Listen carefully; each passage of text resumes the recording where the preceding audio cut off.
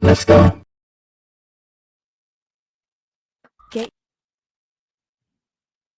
Get your copy of Fire. It's definitely a must-read. If you enjoy hood books, this one is it. Just like the title of the book, it's officially Fire. Get it on Amazon, paperback or Kindle.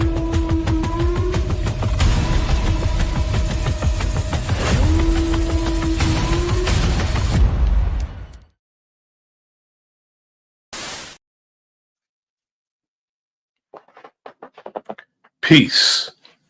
This is The Enemy's Public. I am Bro.Nasir. I'm again with my brother T. Riggles.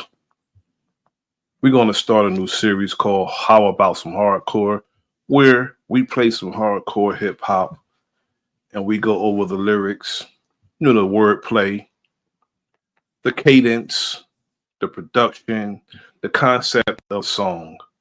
Some of these songs may have features and some may be solo acts. How you doing, my brother T. Riggles? What's the word, brother? Man, I love your intros, and then you finish it off with the fire. It's classic, man. And thank you for having me on again, man. Let's have a great build today. Yes, sir. Yes, sir. We're gonna get into some some hardcore hip hop. I love hardcore hip hop. I like all hip hop in all actuality, but it's the hardcore that really resonates with me. And we're going to get into it. We're going to play 6 strong, go over the lyrics, and, of course, the wordplay and the cadence. I'm going to cam up for this. And let's get into it. First, we have Cool G Rap and MOP with the legendary Street Team. We're gonna get into that first. All right. Okay. Brace yourself, brother Riggles. Just brace yourself. I got it. I'm bracing. Yes, sir.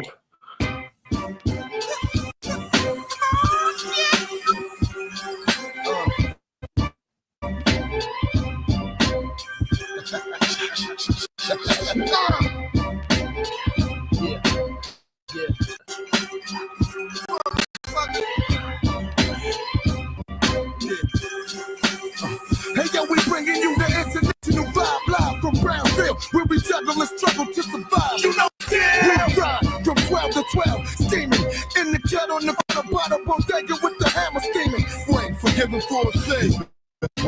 Mentally, I'm home alone, and since the death, 99 of the times I got my mojo.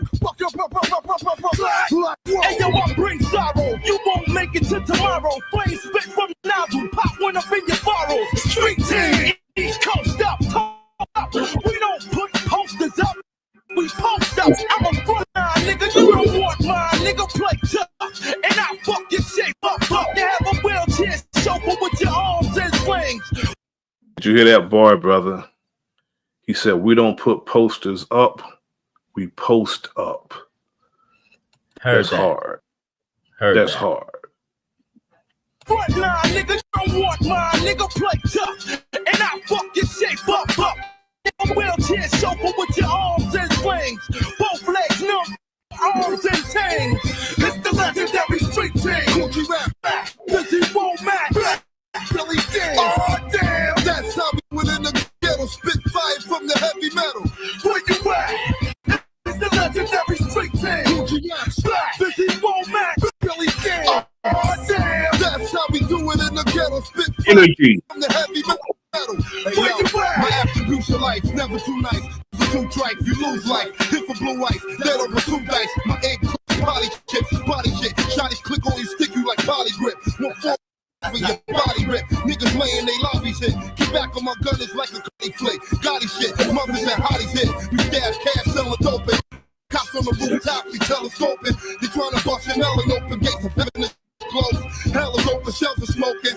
Roadblocks, yellow tape, 4 shots. Murder block, door knocks. Heads drop beside a co-ops. You carry them cold crops with torn tops. Hammers drop, magnums pop. You can get it for 6 o'clock. Shit on your magnum box. Dagger your knot, stab lock. Ice pick shit. Your bitch we rip shit. Ill in the Pillsbury with the biscuit. It's the legendary street team. Coochie rap, 54 man. Billy Dance. Oh, damn. That's how we do it in the ghetto. Fire from the heavy metal. Where you at? It's the legendary street team. Coochie rap, 54 max. Billy Dance. Oh, damn. That's how we do it in the ghetto. Spit fire from the heavy metal. Where you at? Hey, yo, we step up in the club in a disrespectful manner.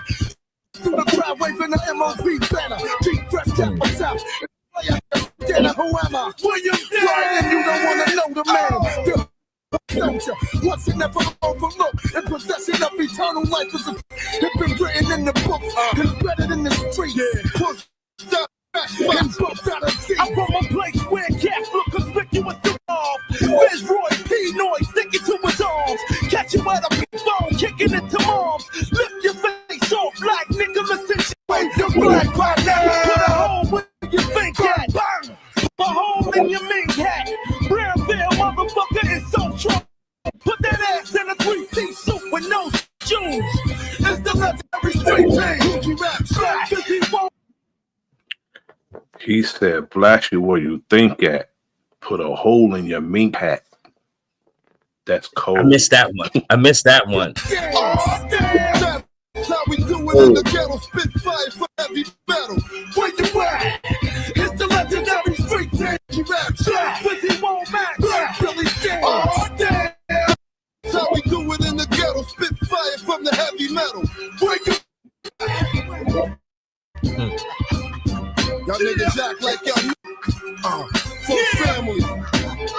Black I like the hook. United, you know? It's a Queen Beville thing. Word up. Y'all niggas come strap out here. Or get laid the fuck down. Word up. No games. Y'all niggas know. Bitch ass niggas. I like the hook. The beat smooth. Yeah, beat hard. Good knock. The beat smooth. That takes me back somewhere. I don't know when this track came out, but this really took me to the 90s where, you know, we were all, let's keep it real. We was all rowdy out here. We was all rowdy. That's the boom. That's the boom bap. That's the boom bap. I love the boom. I love the boom bap. You know, the head knock. I love the boom bap. Peace to my brother Big Dog Philly OG. Thanks for tapping in. Thanks everybody for tapping in this evening. We're on How About Some Hardcore. My brother my brother T Riggles and I are going over some hardcore hip hop. Yeah. Next we got up is on Raz Kaz.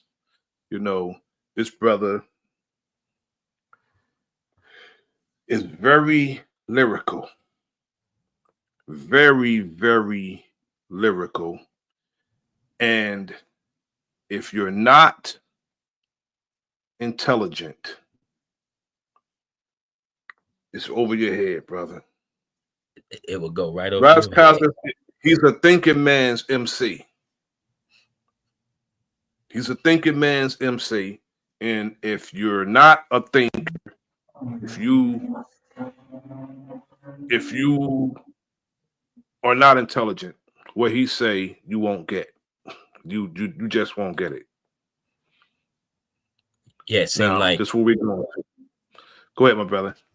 It seemed like Razzcast read a whole lot of books. Shouts out to the champ, OG Big Dog Philly.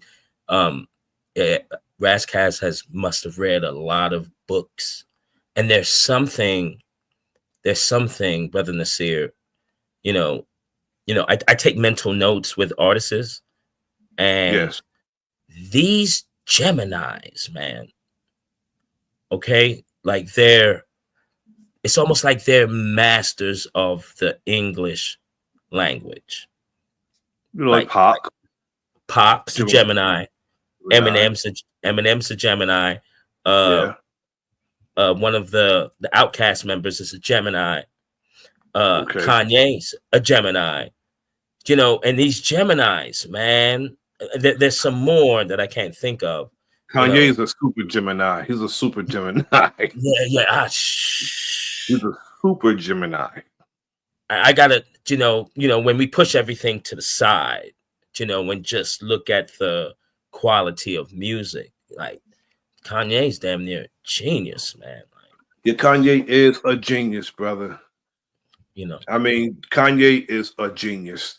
The music that he decide to use and how he flip it, I mean, that is nothing besides genius, brother. Man. Some of the songs that I heard him produce, I could tell a Kanye West because he has a signature, and his signature is that it's tight.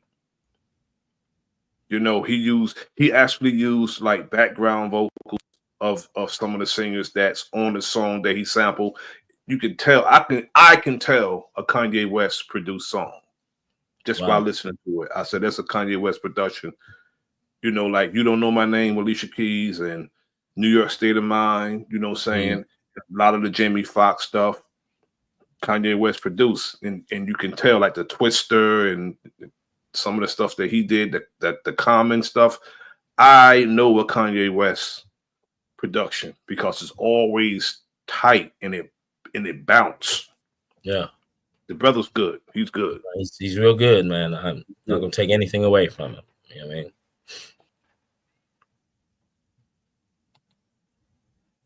Let's get into Razzcast. Van Gogh. Have you heard this before? No, I haven't. I heard a lot of his music, but I didn't hear this one. Oh, okay. I probably know the name. Celebrate.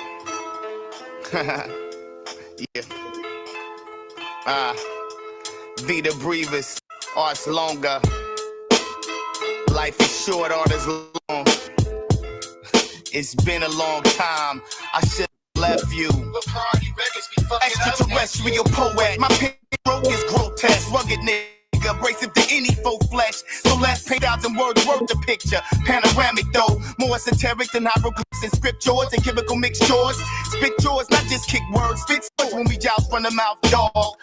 Heard he got the hottest shit out, but that tech MC somehow managed to freeze. Fracture your flows with bandages, skis, no tease. Subtract his mathematics like I was dropping satanic degrees.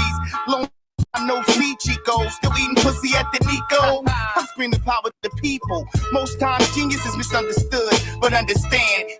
And under unstable tables of foundation. My true occupation, dissemination of information using both sides of the brain, and I ain't complacent. When I speak, fuck priority records like Prince, I'm writing slave on my cheek. Cause my kid gotta eat. Meanwhile, A&R sniffing coke, getting kickbacks.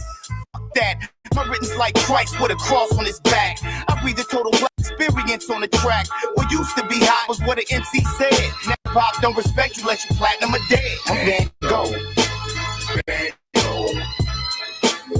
But you don't hear me though. Yes, you hear me, not to hear me clearly. Cut off my ears severely. Yeah, but you don't hear me though. Get too near me, not to hear me clearly. On my ears severely. I'm down with Violet Brown and Ebony Cats. Down with 65 niggas packing 70 gats. I'm down with Shine, Big Gilly and Mo Beat. My nigga Twister, Killer Priest and Pimp C. From UGK, do or die, AK, Quest the Mad Lad and Wendy Day. I self-lord and master art form, metaphors and furthermore, verbal masterpiece to master the war, then master more. Cause no nigga known the Master. Did you hear that one?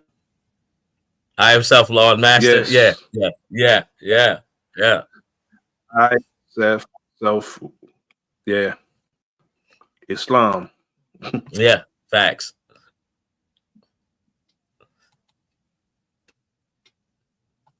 rigor mortis, the stiffin', rippin', thugged out with our blood in the crippin', till the needle starts skipping, the cut fuck your hairline up like Scott Pippen. Hoping dummy stop frontin', I'm like Illmatic, meets the Goodwill Hunting, vocal invader, be equal to a grader, giving people levels to digest data, cause you can't teach algebra to first graders, a school of hustler, 60 crucified saviors, Krishna, India was black, Mexico black, Buddha was black, actual facts, but niggas only wanna know about money, pussy, and crack. I practice building this strong rap track, and that's that. Bad rap, y'all keeping it real, well that's whack. My rap snap torso and crack back, doing this, that, and the third, giving you my ear like Ango, nigga, you heard. Went to New York State, pushing rhymes like waiting. Some of these rap niggas hate, what in the home? But it's all love. Ice Cube did it, Tupac did it, and no matter what, I'ma die shit, motherfucker. Josh Patel wrote it. Hero. Hell no, Van Gogh. Van Gogh. But you don't hear me though, you're too near me, not to hear me. Clear, cut off my ears severely. Van Gogh. Van Gogh. But you don't hear me though, you're too near me, not to hear me. Clearly, cut off my ears severely. Van Gogh.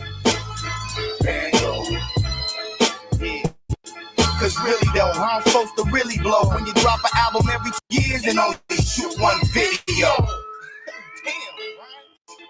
Man, Khalil, they ain't gonna never understand.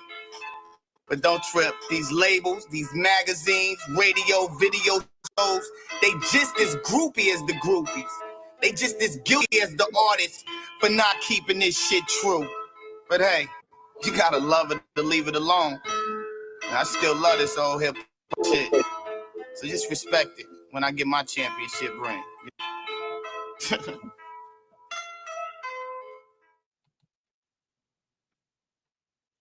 So what you think? Yo, brother is nice, man. This brother is nice.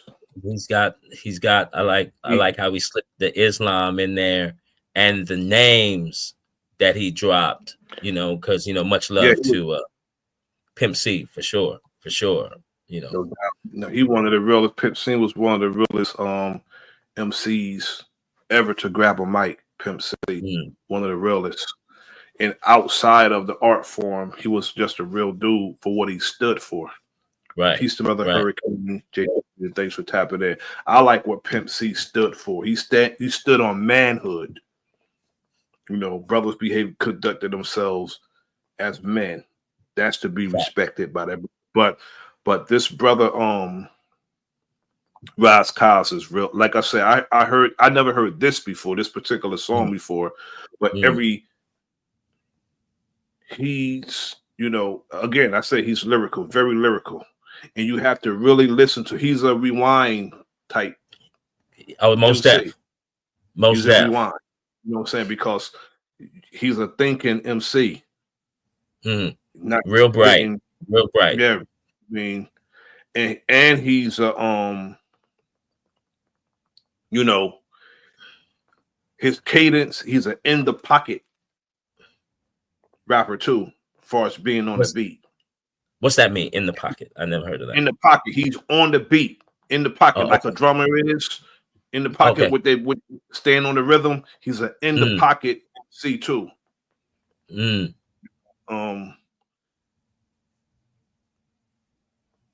A breath of fresh air when it comes to what's accustomed today of being played as hip hop, passing as hip hop. He's a breath of fresh air. But I'm gonna take us back about 30 years. Okay? I'm gonna take us back about 30 years. 30 years. Okay. Yeah, going back to my one of my favorite MCs, going back to G Rap, who's a incredible storyteller. Mm. He's an incredible storyteller. I don't know if you ever heard this song "On the Run." Have you ever heard "On Never. the Run"? Never. Okay, check it out.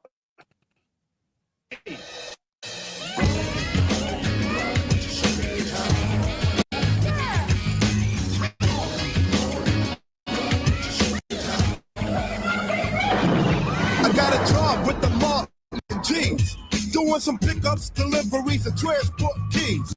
Yeah, they got me like a flunky. I'm riding around with 10 keys inside my truck, G, and I'm holding the suitcase with $500,000 right in my motherfucking face. And I'm trying to ignore it, but sometimes I get tempted. They make a motherfucking run for it. The thought alone makes me shiver. Damn, what if I get caught? They find me floating in the river. But if I escape by being safe for my life, but they like my kid and my wife. See, I'm supposed to make a stop to an uptown spot, run up the block and make another drop. But I got something else in mind, cause I'm sick of putting my motherfucking ass on the line. I got the money in the hit, went through the block non-stop, cause I ain't dropping off shit. Then I thought of a plan.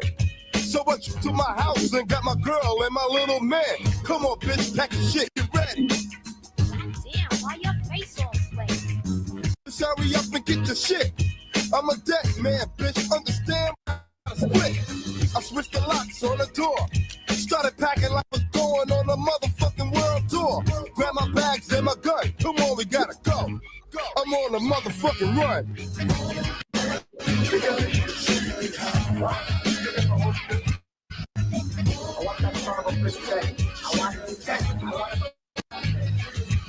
Now I'm driving and I'm looking at my passport. I'm out of here soon as my ass hit the airport. I loaded up the automatic. I don't believe this shit. I'm stuck in motherfucking traffic. I'm getting nervous as I fuck, see? I'm like a continental pull right out beside me. Push down my bitch and then I bent low. Bullets are flying through my window. The enemy is on it. Drew the 9 and cocked the hammer and I fired at the bitch's back. I gotta take my respect. My bullets hitting Italian motherfucker in the neck. Looked at my bitch and bullet struck her. Put in another, cause I ain't giving up a motherfucker. Niggas running up the trenches. Spraying at my car, only missing me by fucking inches. Stepped on the gas pedal, I bet my bitch is harm. Shit, they only hit it in the fucking arm. Now I'm driving off sidewalks, making sharp turns. My sister catching motherfucking heartburns. I got the car shaking wildly. I made a turn, and then I dipped my shit into a dark alley. They drove past, now all this chasing shit is done. I'm on the motherfucking run. I want his family. I want his house price. I want to go to the middle of the night. I'm gonna G Rap is an incredible storyteller. Incredible. He paints a picture, brother. You can see what he's saying. This song has a video. It has a video, but if you've seen the video, it will be identical to what he's saying. Right. And I've already painted the picture in the head. Do you know what I mean? He's giving me a perfect image. You know, he just got out the airport. Now I'm rolling down. I'm stuck in traffic, and now this Lincoln Continental pull up next to me. Like all of that's envisioned. And let me tell you, I'm so shocked because I can bet you that Ice Cube took his style. I'm hearing Ice Cube, and I'm pretty sure Kool G Rap came before Ice Cube, right? About the same time. About the same time? Yeah, they were just on different coasts, but they also they did songs with each other and they down with each other. Yeah, this is I can hear. As a matter of fact, I think Sir Jinx produced this. One of Ice Cube boys produced this song. Sir Jinx produced this song.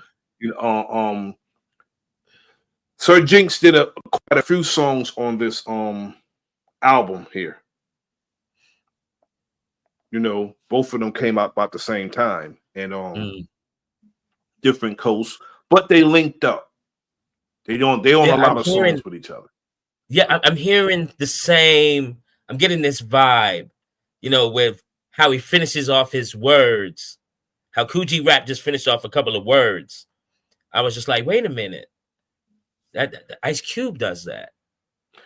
Yeah, still sharp and still. You know what I'm saying? Facts. You know, both of those brothers are incredible MCs to me. Both of them. Ice Cube, like with the My Summer Vacation, that song's incredible. My summer, you got to hear My Summer Vacation if you never heard it. I'm gonna write that down. I've never heard of it. I never heard of it. It's dope, and you know both of them. Their styles are similar, but it's just G-Rap does a lot of inner rhyming. He does a lot of inner rhyming. And what's that? Inner rhyming is like every other word rhymes. Instead of rhyming it just at the end of the sentence, he rhyme in between. Oh, okay. Okay. You know what I'm saying? To me, it's easy to rhyme at the end of the sentence, but it's harder to rhyme in a rhyme. That's facts. Like Rakim do a lot of inner rhyming. Eminem does a lot of inner rhyming. You know what I'm saying? You know, I was gonna do Two to the Head. That's the one I had originally, but it's I was gonna do that one. It's Scarface, Bushwick Bill, you know what I'm saying, Coogee Rap and Ice Cube. Yeah. I was gonna do that one. I was gonna do Two to the Head, which is a hard song. That song is hard. Let's get back to this story, brother. One more verse. Yeah. I'm at the Lincoln still right now. The next thing you know, it was daylight. And I was sleeping in this motherfucker all night. I started pulling on my hoe. Come on, man, what? Wake up, bitch, we gotta go. Pulled out the alley, then I dipped. Down and picked up the 9 and put my rounds in the clip. You know I'm heading off, no doubt. And I don't give a fuck where, as long as it's a hideout. Finally, we crossed the border. I pulled it to a station to fill up the tank and get a drink of water. Pulling over to park my ride. This when I noticed this limousine coming up on my left side. Then the sucker started running me. Then I looked, there was the Luciano family. That my bitch, she started crying. My finger on the trigger, I pulled it. Do you hear the sound effects? When he said car started ramming me, you could hear the car ramming him. And no, I didn't hear that. I was so wrapped up in the imagery.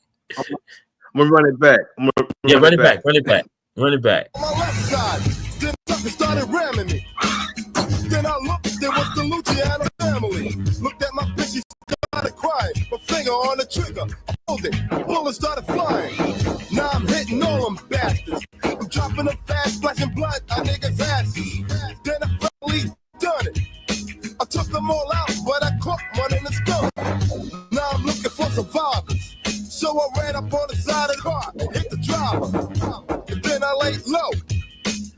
Only motherfucker left was Don Luciano. So I snuck up on sucker. Put my gun to his head. What's up now, motherfucker? He said, wait, I wanna talk.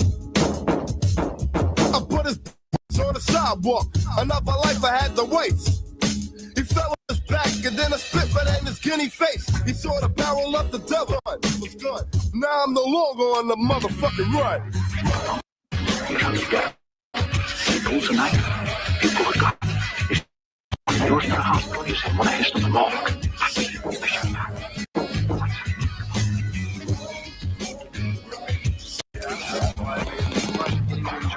You fellas developed that thing. So peace to my brother YJ the author. Peace, YJ the author. Thanks for happening. And you're absolutely correct. Scarface has a impeccable catalog. Scarface. Yeah. I think Scarface as an MC and the type of music he uses, to me, is perfect. I've never heard a Scarface song I didn't like. Not one. I never heard one song Scarface did I didn't like. I loved Mary Jane. That whole That whole album was crazy. That Scarface joint that Mary Jane's on. That's Scarface, right? Where it goes, Mary, Mary, Mary, Mary, Yeah, Mary. yeah. Like, oh, dog, I lost my noodles hearing that. It was just like, yo, that was back in my, smoking days. But I'm shocked right now. Like the style, the storytelling. Ice Cube kind of was somewhat of a storyteller, but this sound like, what this really sound like? This what really sound like, and we can't fault the youngsters, because this is low key a form of drill I'm hearing. Like, this sounds like a real, like this event happened. He may not have got shot in the stomach, but there were some shots that was flying around here. Like a real deal story time drill event. No doubt. But but that's from its inception, Kool G Rap was a storyteller and hardcore. Road to the Riches, and his very first song is, dealing with that gangster stuff, man. You know what I'm saying? That's G Rap. He's a Queens rapper. The first song I played, that was a Queens Brooklyn collaboration with MOP. MOP is just hard, bro. Those dudes right there are hard. They are the definition, the personification of what hardcore is. MOP. Yeah. Now we're gonna move on to Hellraiser. Oh. By the Honorable Tupac Shakur.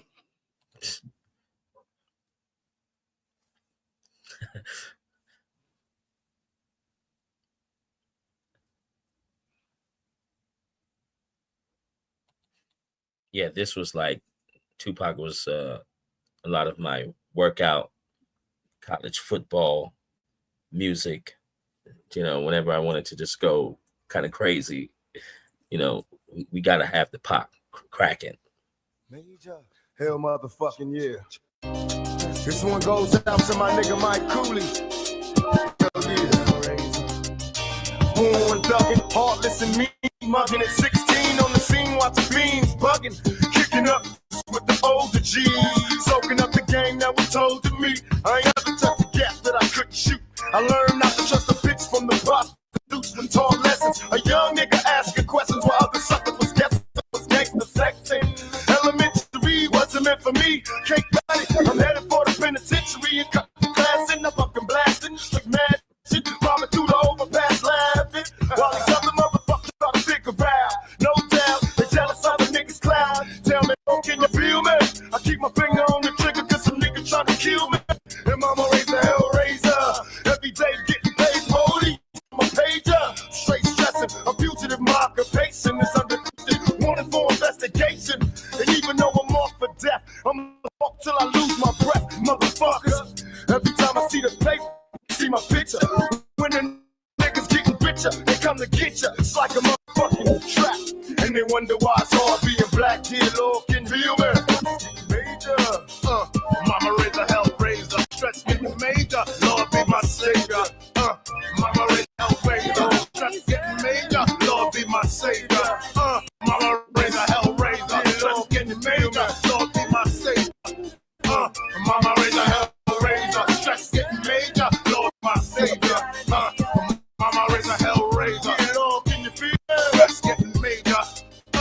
Mama raised the Hellraiser. Getting major. Tell me, Lord, can you feel me? Show a sign.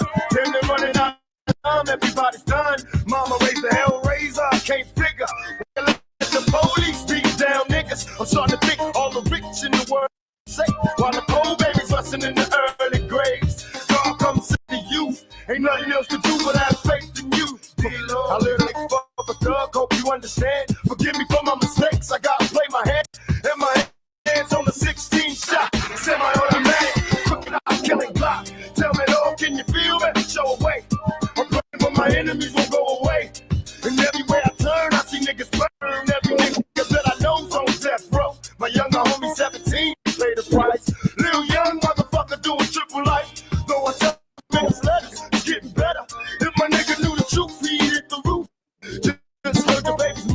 smoked out. Fuck the drama, wanna low out. Smoking blunts, getting drunk off that Tangeray gin. Brother, break my out the fucking pen. Mama raised the Hellraiser. Yeah, come on, Mama raised the Hellraiser. Dear Lord, can you feel me? That's getting major. Lord, my savior. Mama raised the Hellraiser. That's getting major. Lord, be my savior. Mama raised the Hellraiser. That's getting major. Lord, be my savior. Mama raised the Hellraiser. That's getting major. Dear Lord, can you hear me? It's just me, a young nigga trying to make it on these rough streets. I'm on my knees begging, please come and save me. The whole world done made a nigga crazy. I got my 3-5, can't control it. Screaming down, motherfucker, and he's loaded. Everybody want for cover. Oh shit, thug like motherfucker, I'm done. Now am I wrong? If I am, don't worry me. Cause do or die, I'm getting hot till it's bury me. Dear Lord, if you hear me, tell me why. Little girl like Natasha had to die. She never got to see the bullet, just heard the shot. Her little body couldn't take it, it shook and dropped. And when I saw it on the news, I see fuck the girl, kill Natasha. Now I'm screaming, fuck the world. And the enemies for friends, and flip-flop. Lip locked on my dick when my shit drop. Thug like motherfucker, I lick shots. Every nigga on my block, I 2 cops. Dear Lord, can you hear me? When I die, let a nigga be strapped, fucked up and high. With my hands on the trigger, thug nigga. Stressing like a motherfucking drug dealer. And even in the darkest nights, I'm a thug for life. I got the heart to fight now. Mama raised the razor while I cry. That's his life in the ghetto. Do or die. I missed that, brother. Tupac cries out, brother. Yeah. He cry out. Yeah. That's what he Yeah. does. You can hear it. Emphasis. He cries out, and these are not just lyrics to Tupac. They're not. No. Just lyrics. Tupac means this. He cries out, being who he is, not only as a artist. Tupac, who's an activist, and he was was a people's person. He cries out. You can hear it in his voice, and he does it often at the end of his bar. He cry out.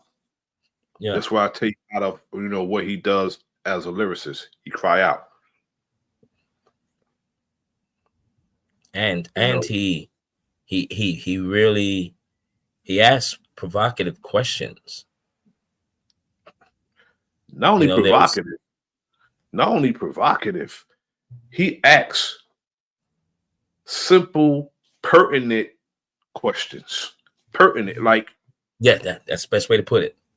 Sometimes it'd be real simple, and it'd be like, damn. All you can say is that's right, or damn, it's simple, but why didn't I think of that simple shit? You know what I'm saying? And it's and you can just say, damn, that's a real good damn question. Yeah. He asks questions like that. Yeah. Passionate about what he's saying. I mean, I don't know what it feels like to be on the most wanted list at birth. Yeah, definitely. Based on who his godmother was. Yeah. What is, Assata Shakur. Based on who's his father, his mother. I like giving history. I'm gonna give a little history on Assata. I don't know Assata Shakur, but what happened with Assata Shakur happened a mile from where I grew up at. A mile from what? When the New Jersey State Police tried to take her out. Yeah. I live on that strip. Wow. A mile from there. Where all that happened at.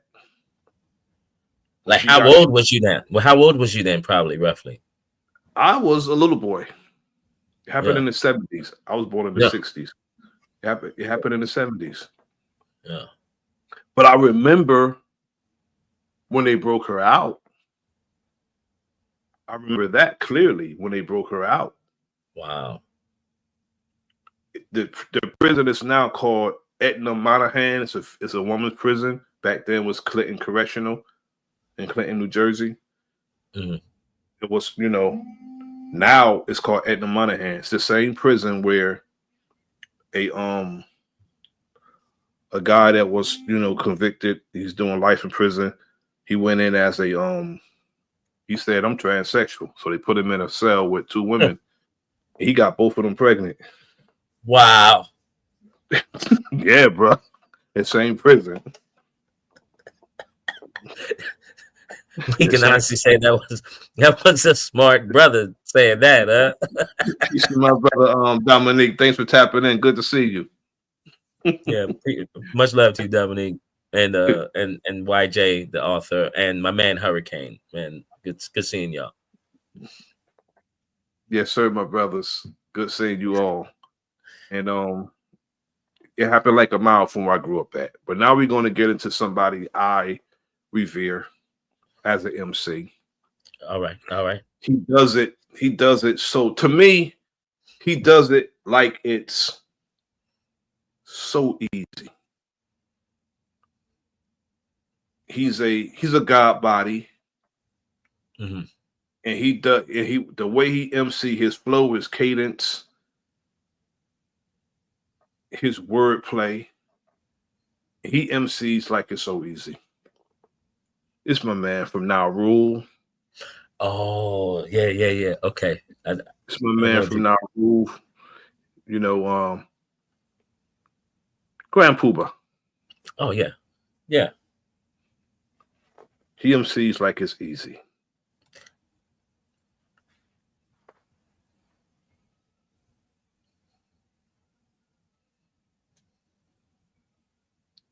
Let's get into this. When did this song drop? Probably like 93. 93, 92, 92. Yeah. I was in the 10th grade. Yeah, I was in the 10th grade. Right? Yeah. There's just one thing I want to say. The really. There's just one thing I want to say. Copy. There's just one thing I want to say. We gonna hit it down like this. Y'all know the flavor. There's just one thing I want to say.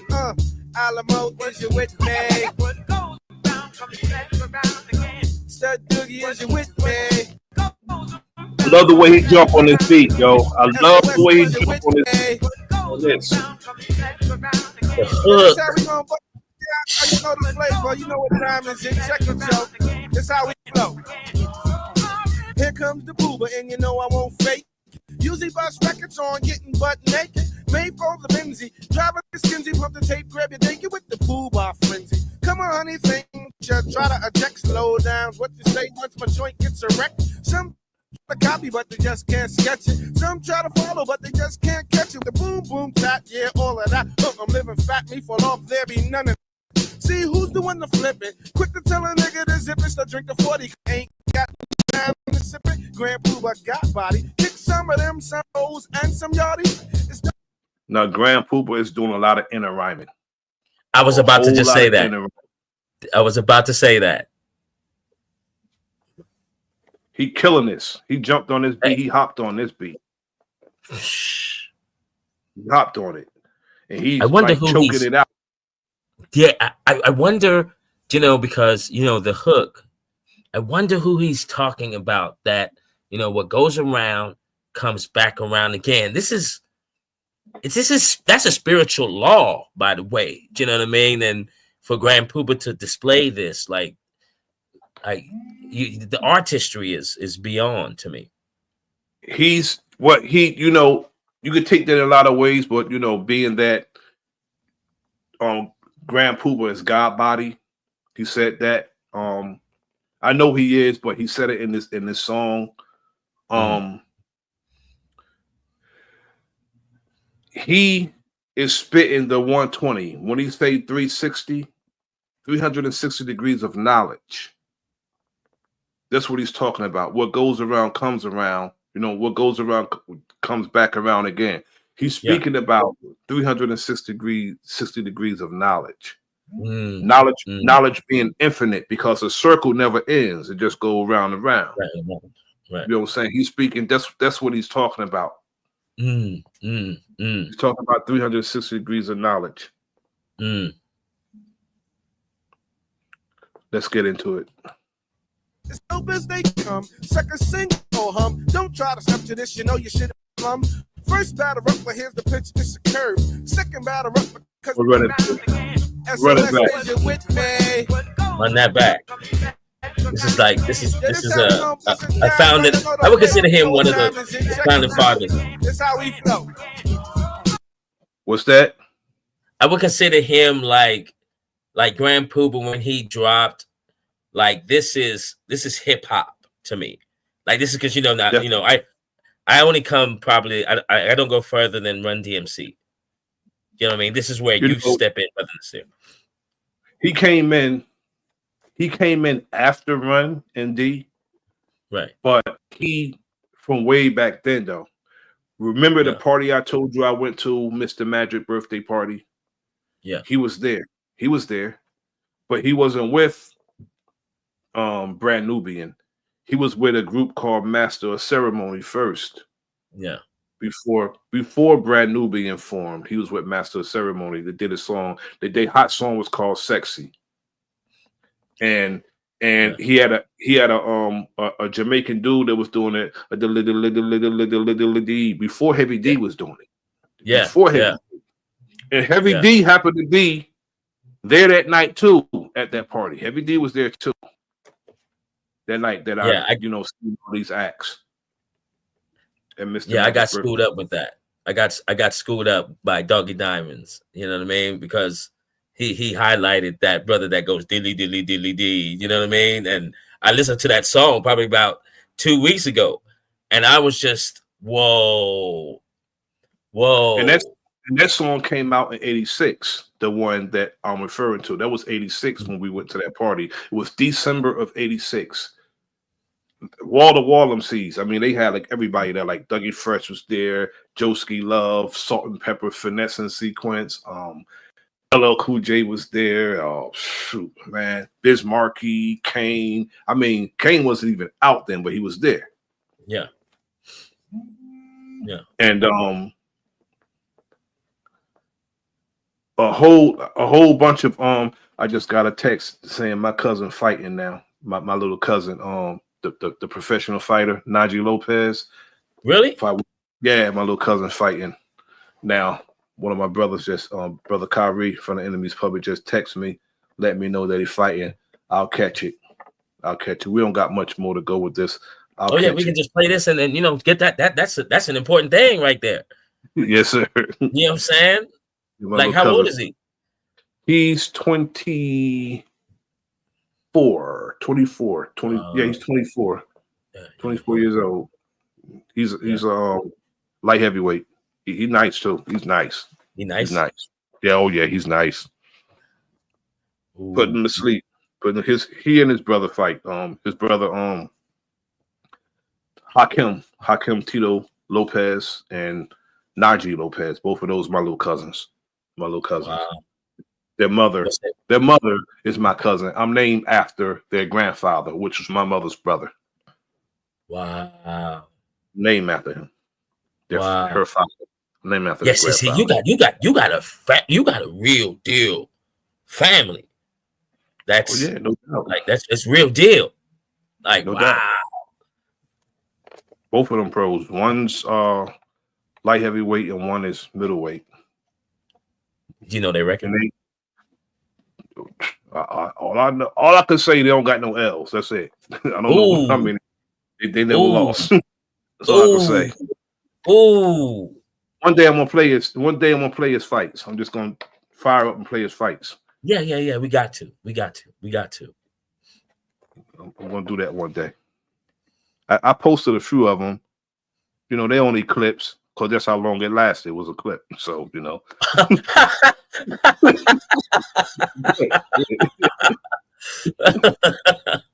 all right. I was. Let's get into this. Yeah.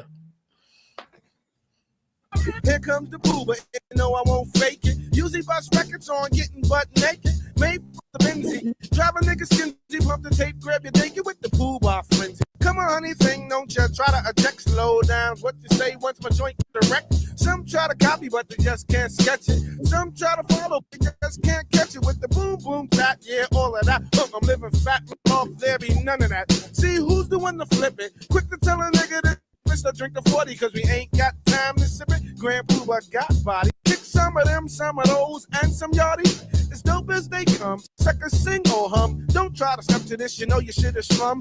First batter up, but here's the pitch, it's a curve. Second batter up because the first got served. One who arouses a browse for a blouse. Kick styles by the pals as I leave with your files. Skis when I please, hit from here to Tel Aviv. I'm getting G's, no more time for the free cheese. Here's the 411. The one who gets the job done, I know you know the of the Uber. Yeah. Nah. This how we bump it, yo. You know what I'm saying? Big Jeff in the we gonna move it like this. Baby pop in the house. Bust how we bust it down. VR, you know the flavor. Sincere love. Check. Okay. What more could I say? Alamo, get the boom and parlay. Far from the average. Civilize a savage when I'm low on protein and with the beans super average. Skins on the diet, kick the flavor, cause it right. Do a show and get the dough and then off till the high. Sometime he on the spliff. Ain't no answer if and if you really want if it just my. He said, far from the average. Civilize a savage. And when I'm low on protein, I get the bean soup and cabbage. That's nice, bro. Nice. It's nice. He killed that, bro. He killed that. This whole album, he killed. Civilize a savage when I'm low on protein and with the beans soup and cabbage. Skins on the diet, kick the flavor, cause it right. Do a show and get the dough and I'm off till the high. Sometime he on the spliff. Ain't no answer if and if you really if you just might end up laying stiff. The bones hanging back and he'll figure on the top. Sack on the back, that's just my flavor. As my man gives his nigga singer. Grow bigger, big up the Paz K, that's my nigga. Here goes the wreck. What do you expect if you want to see some wrecks and cast not a check? Grand Pooba, a public figure. Quick to kick the bone up the butt of a gold digger. Now tic-tac-toe means I hit 3 in a row. If I do a show, then you better have my dough. Low. Well, how low can you go? Call a Grand Pooba if you really need a pro, cause my shit's more rugged than G.I. Joe. Don't front, act like you know. Now big up to my Brooklyn mob. Big up to my uptown mob. Now brothers wanna this because it's my turn.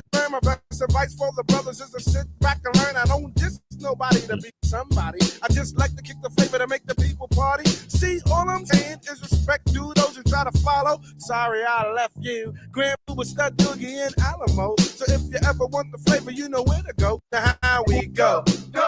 Yeah. The real. Yeah. Oh my God. This is how we move it. Peace to my brother, Kyrie of the Enemy's Public. I know he's enjoying this because this was like one of his favorite songs back then. Oh, okay. This was one of his, Kyrie, this was his joint back then. Peace to my brother, Relentless. Peace to my brother, Sir Drop. Thanks for tapping in, my brother. I appreciate it. You know the flavor. You know the move. You know the flavor. Here we go, yo. And you don't stop. Big up. Here we go. Yeah. Jeff, hold tight. On and on, yo. Time to get going. Where's the spawn?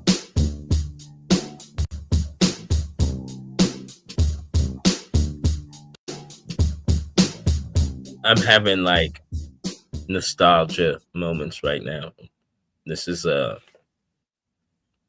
is true that music, will take you back to whatever time period you experienced, and those are good times in my life, man. I can't even front. With all that's going on, it was good time. We had good hip hop music. We had the R&B, so we had the hip hop and the sophistication and the good music, and then we had the R&B with the love going on. It was a good mixture, Good mixture. So back in the 90s, everything, everywhere was good. All the music was good in the mid 90s, early 2000s. I don't care where it came from. It was good back then. Yeah. I mean, you can find some good music today, but you gotta, you gotta rummage. Yeah, you gotta rummage. You have to rummage. Yeah. And it's a lot of new artists that's coming out. That's good. A lot of new ones. But you have to rummage. But back then in the like mid 90s, early 2000s, everything was good. Yeah. All genres of music was good. And I used to say this about music, and some people didn't like it, but it was just the truth, because, and I understand it, because I'm just outside of LA. And so when gangster rap dropped, like it was there was a shift going on. Like it shifted that, and everybody wanted to talk about the bang bang and this and that and this and that. And, and that's just where I feel like artists like Razzcazz, got underlooked. Like, it wasn't all about the skill anymore for some reason. That's how I just felt. My brother say he piecing his kid up. he say he's piecing his kid up. Oh, he doing them dirty. Okay. Yeah, okay. My brother Kyrie's watching the fight. You say he piecing his kid up. I'm gonna catch it though. He piecing him up. He's fighting on Pro Box. What's that? My little cousin fighting on Pro Box. That's like it's a boxing channel. It's about it's straight boxing and the mixed martial arts. It's one of those channels.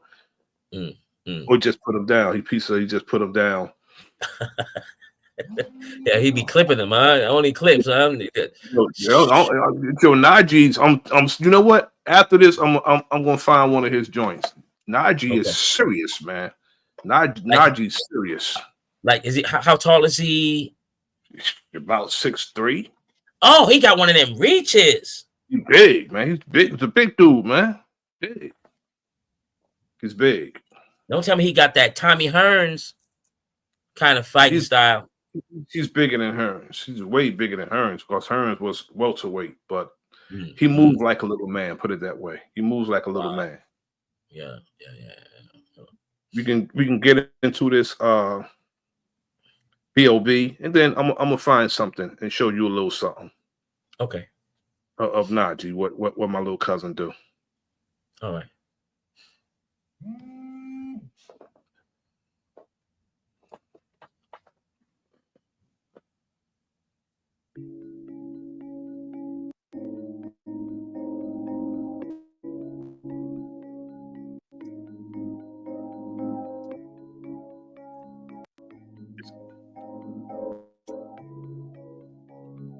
He just said it's over. It's over. It's done. The fight's done. Damn. That wasn't even like 2 minutes. I've been working, you've been sleeping. Flex on purpose for no reason. Make your bitch disappear, Black Houdini.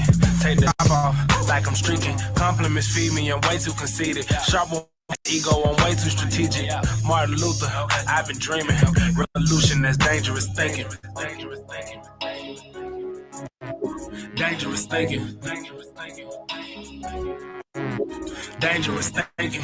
They've been plotting, keeping secrets. Cotton mortgage, that's dangerous thinking. Work out in Texas, that's dangerous thinking. Work out authority, dangerous thinking. Turn off the TV, it's way too misleading. Telling them lies until you believe it. Repeat it, repeat it, repeat it, repeat it. It don't take a genius to pick up the pieces. I gotta speak in remedial English just for my niggas to see what's the meaning. Straight from the bottom, it's hell I done seen it. It's crazy, the devil got that bitch on freezing. Word is so cold, I'm sick with this load. Swear it's a blessing, I'm here, but it's people that's losing lives. People grieving, people starving. I've been eating, it's no genre. We're familiar, we the squad, we the legion.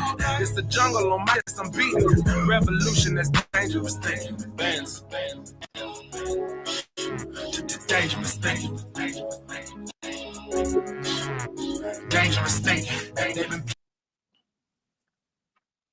this song here is a thought-provoking, one of those thought-provoking songs. This something you meditate to.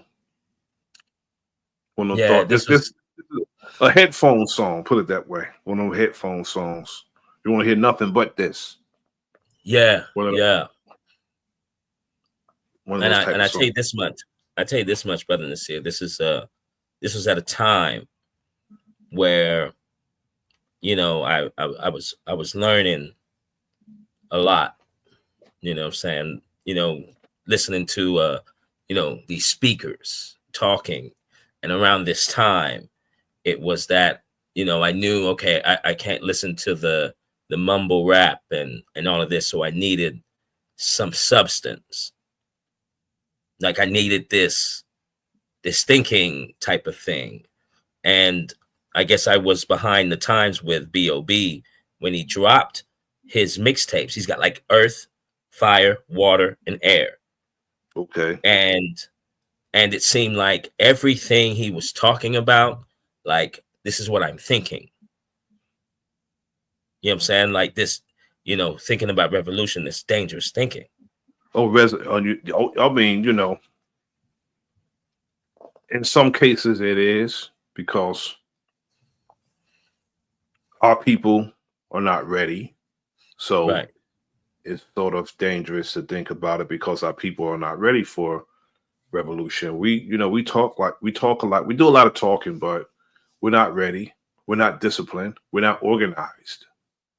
So we're definitely not ready for revolution in comparison to what other people teach their children compared to what we teach ours.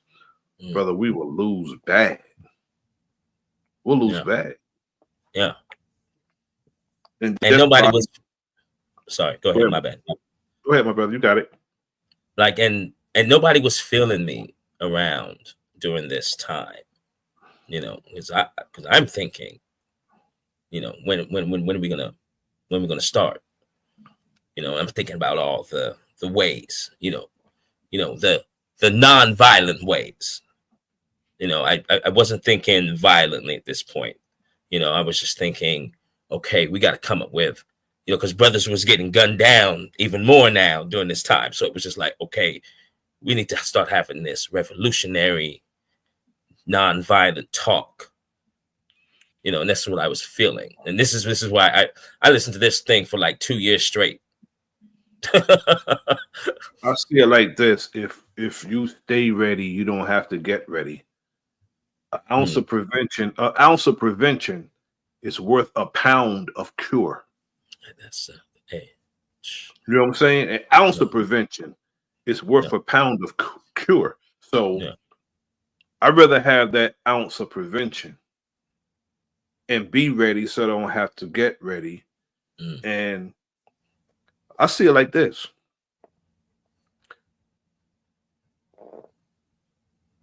By the end of March, all the trumpeteers, our people who rock with Trump, the trumpeteers, they're going to be crying and complaining about that man. I know it's a little off the subject. Yes, they are. What he's going to show us is what I've been trying to show us. I said the same thing about Biden years ago, that our people are going to be crying and complaining about him. Myself and Brother Kyrie, we did a stream and we said, we'll see you in 3.5, 4 years. We'll see what you have to say about Biden. I'm going to play that. I'm going to find it and play it. It's in my catalog. I'm going to find it and play it. We said this about Joe Biden. And about mid-March, April, our people are going to be crying and complaining about him. Because he's not going to show us nothing. He don't got nothing for us. He got something for us. No, yeah, he's going to have something. He got something for us, though. Yeah, oh, yeah. He do. Oh, yeah. Oh, yeah. But we're not like what he have for us. We're not going to like it. You think he's going to respect us? You think he's going to respect us more than he respect Vivek Ramaswamy? Nah. Look, man, we're dealing with a businessman here, you know, And we're dealing with a man, and we're also dealing with a man first who behaves like a child and think that the president run things. President never run things. He thinks the president run things. And to those who think that the president run things, and they think that Donald Trump, who's from Germany, and Elon Musk, who's originally from Germany and went to South Africa, if you think they're not in cahoots and trying to set up a Nazi Germany here, all I'm saying is the non-believers wait and see. Just wait. Stick around. Stick around. Yeah, it's dangerous to suggest that to our people. It's real dangerous to suggest to our people that racism, white supremacy don't exist. It's dangerous to tell our people that, and irresponsible to tell our people that. It's irresponsible and dangerous. Some young brothers think that there isn't any racism. You know, we're all Americans. You know, and you know we got to do what Americans say, and yeah. You know, I'm when a man donates all that money as Elon has, you got to do what he say. It's business. It's just and I get it. It's nothing personal. It's nothing personal. Lobbying. It's called lobbying, brother T. Riggles. That's what it's called. Something that we need to learn how to do. That's why politicians be in the pocket of certain ethnicities, because they pull their resources and they go to that person and they have that person with them based on what they lobby with. Right. We can't seem to get it together, brother. We're in a game. They're playing by their rules. Okay, they change the rules as they go, move the goalposts and all that. But we just can't seem to say, you know what? We're not going to crash parties we're not invited to. Democratic, Republican, those are parties we're not invited to. We crashed them. And we wonder why people are looking at us like we don't belong because you crashed the damn party. That's why. But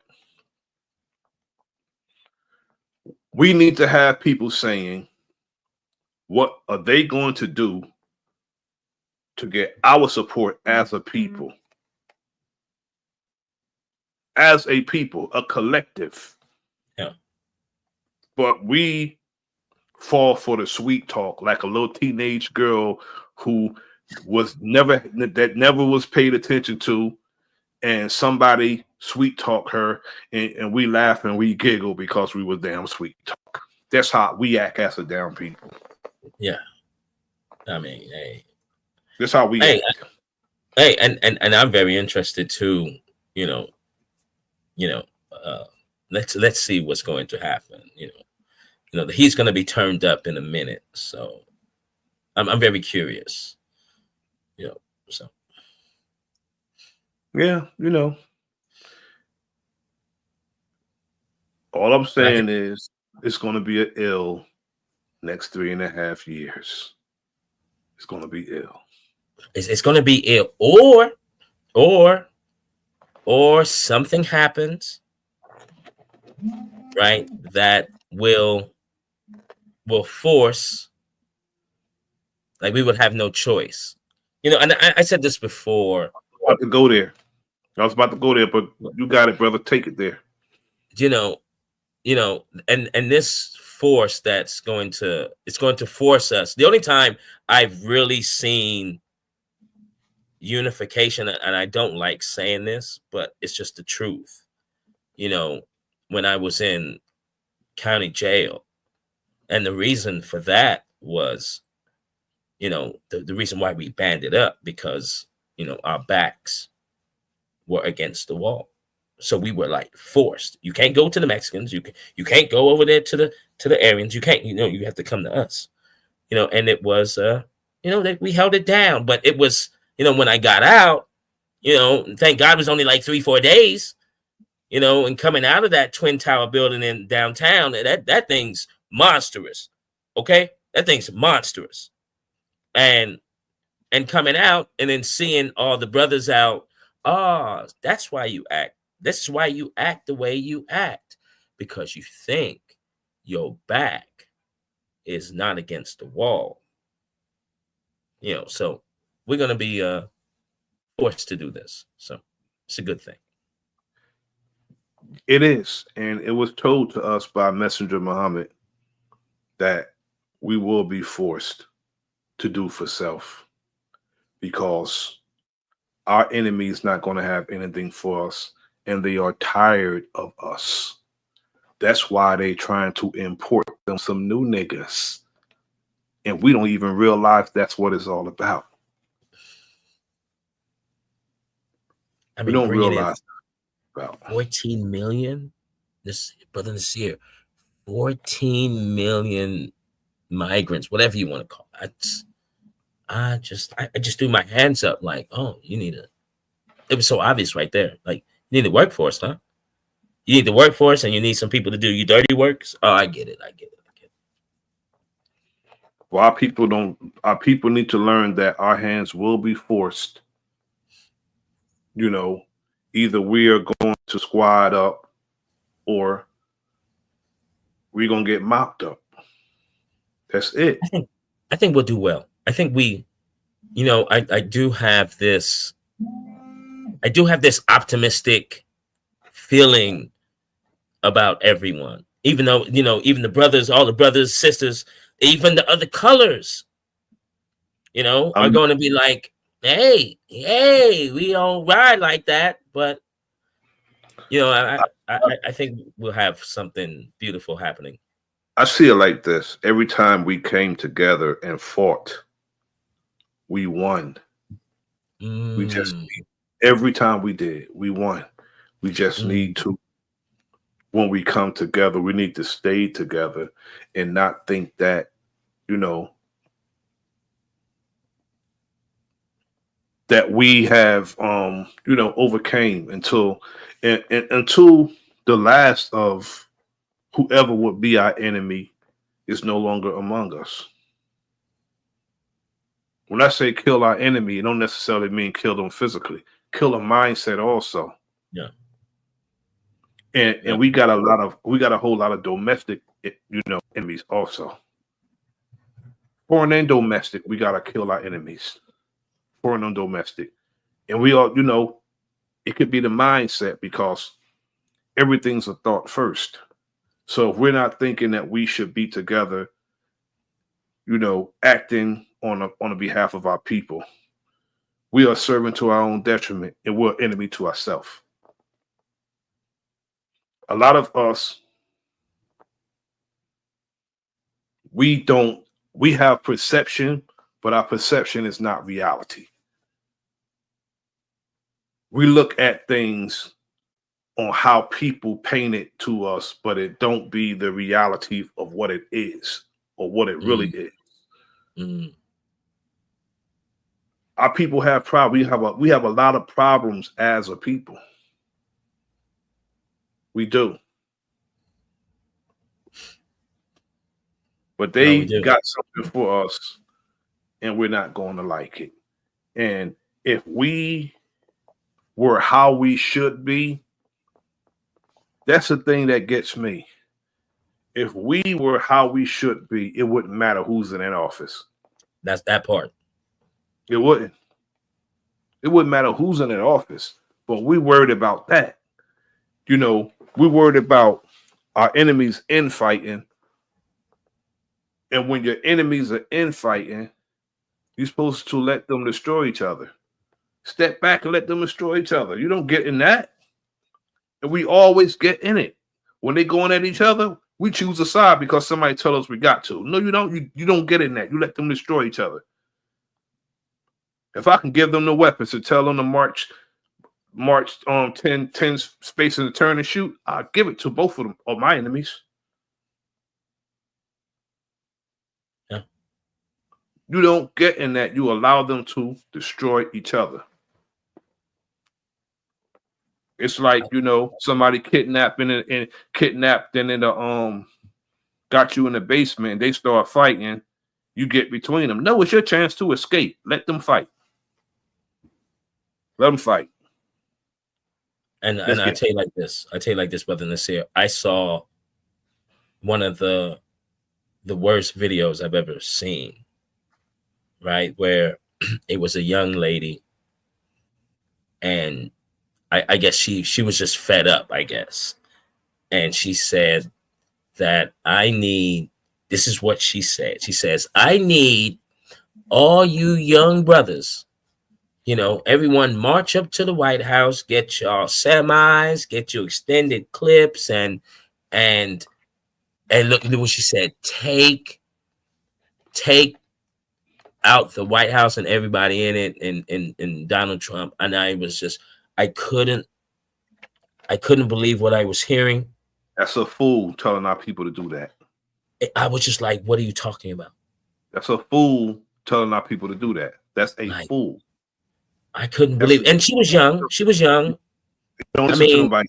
She's a damn fool. Yeah, it was just like, yo, what are you talking about? Like, we don't want to all commit suicide. I mean, sorry, when I'm gonna say that. Sorry, man, I gotta remember that. We gotta say the S word. So it's crazy.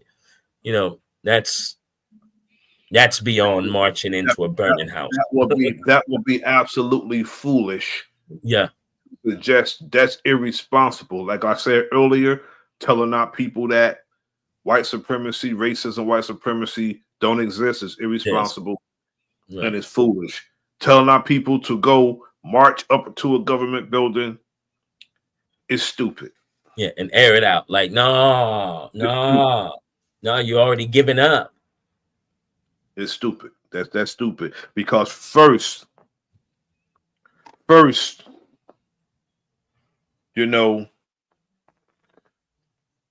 whatever you do, that's not the way you give those type of instructions if that's on your mind in the first damn place. Right. You think I'm going to take the social media and say, well, we about to do this? Hell no. Hell no. If I do something, you're not going to be able to counter it because you're going to know I'm doing it when I start doing it. I'm not going to get on no social media and talk like that. That's stupidity. Yeah. That's a person that we need to not listen to. Yeah. And that video floating around. And and it was when I saw it this morning. I was like, whoa. This can't float around in the algorithm like this. Because some people will say, yeah, let's do that. Let's do that. Like, come on. No. I'm not gonna say, I don't know. I've never seen the video. I don't know the young person's frustration. Even in my frustration, that's not something that I would broadcast. Facts. I wouldn't do that. That makes no sense. No sense at all. Because you gotta know, the man Kenny Rogers said, you gotta know when to hold them. You gotta know when to fold them. Right. You gotta know when to walk away, know when to run. My brother Kyrie said, those who say don't know, those who know don't say. I agree. Totally. You know what I'm saying? My grandfather used to say, don't let your right hand know what your left hand do. He's always say that. Yeah. No commanding officer who has his head on straight will give his strategy to his enemy. That's not how you carry out duties. You carry out duties preemptively. A preemptive strike if you're going to do it. But you don't get on no social media and talk stupid like that. I would get far away from that person. Go get everybody killed. Go get everybody killed. Everybody. Let's listen to the rest of this song, brother. Oh yeah. Blank Mafia. Been plotting, keeping secrets, boycotting mortgage, that's dangerous thinking, boycotting taxes, that's dangerous thinking, boycott authority, dangerous thinking. Sometimes I can't keep control of myself. Some people can't get a hold of myself. Sometimes I can't get a hold of myself. So I write a reminder, notes of myself saying, fuck the whole world, it's a global affair. I just saw some fire to Smokey the Bell. Time's getting hard any moment, I swear I'm a moving in the forest somewhere saying fuck all the taxes I owe. Grow a beard and start trafficking blow. Throw a party and shit, it's gonna be super lit. I'ma call all ratchets I know. I hear his voice when I'm sleeping, either God or Morgan Freeman. When you see it, illusion that's dangerous. Dangerous. Dangerous thinking. They've been plotting, keeping secrets. Boycotting mortgage, that's dangerous thinking. Boycotting taxes, that's dangerous thinking. Boycotting authority, dangerous thinking. I am not preaching. Where your facts? Nigga, you reaching. I'm peaceful, but I stay with hitters that might be black off a nigga like nigga, you preaching. A lot on my mind and my line is receiving. I jump out my sleep cause I keep seeing demons. Just got evicted for no goddamn reason. They probably just mad cause I'm black and I'm breathing. I am not some kind of magical. That shit miracles on my ass while I'm sneezing. The work I put into this crap that bring it is too transcendental for half of you heathens. No secret, they've been watching, getting heated. I've been mobbing, making meetings. Evolution, that's dangerous thinking.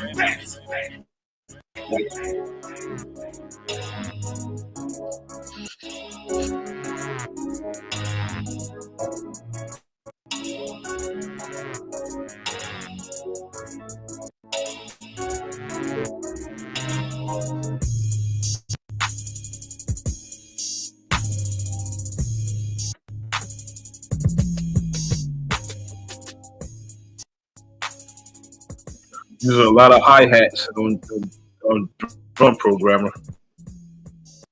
Program on drums use a lot of hi-hats.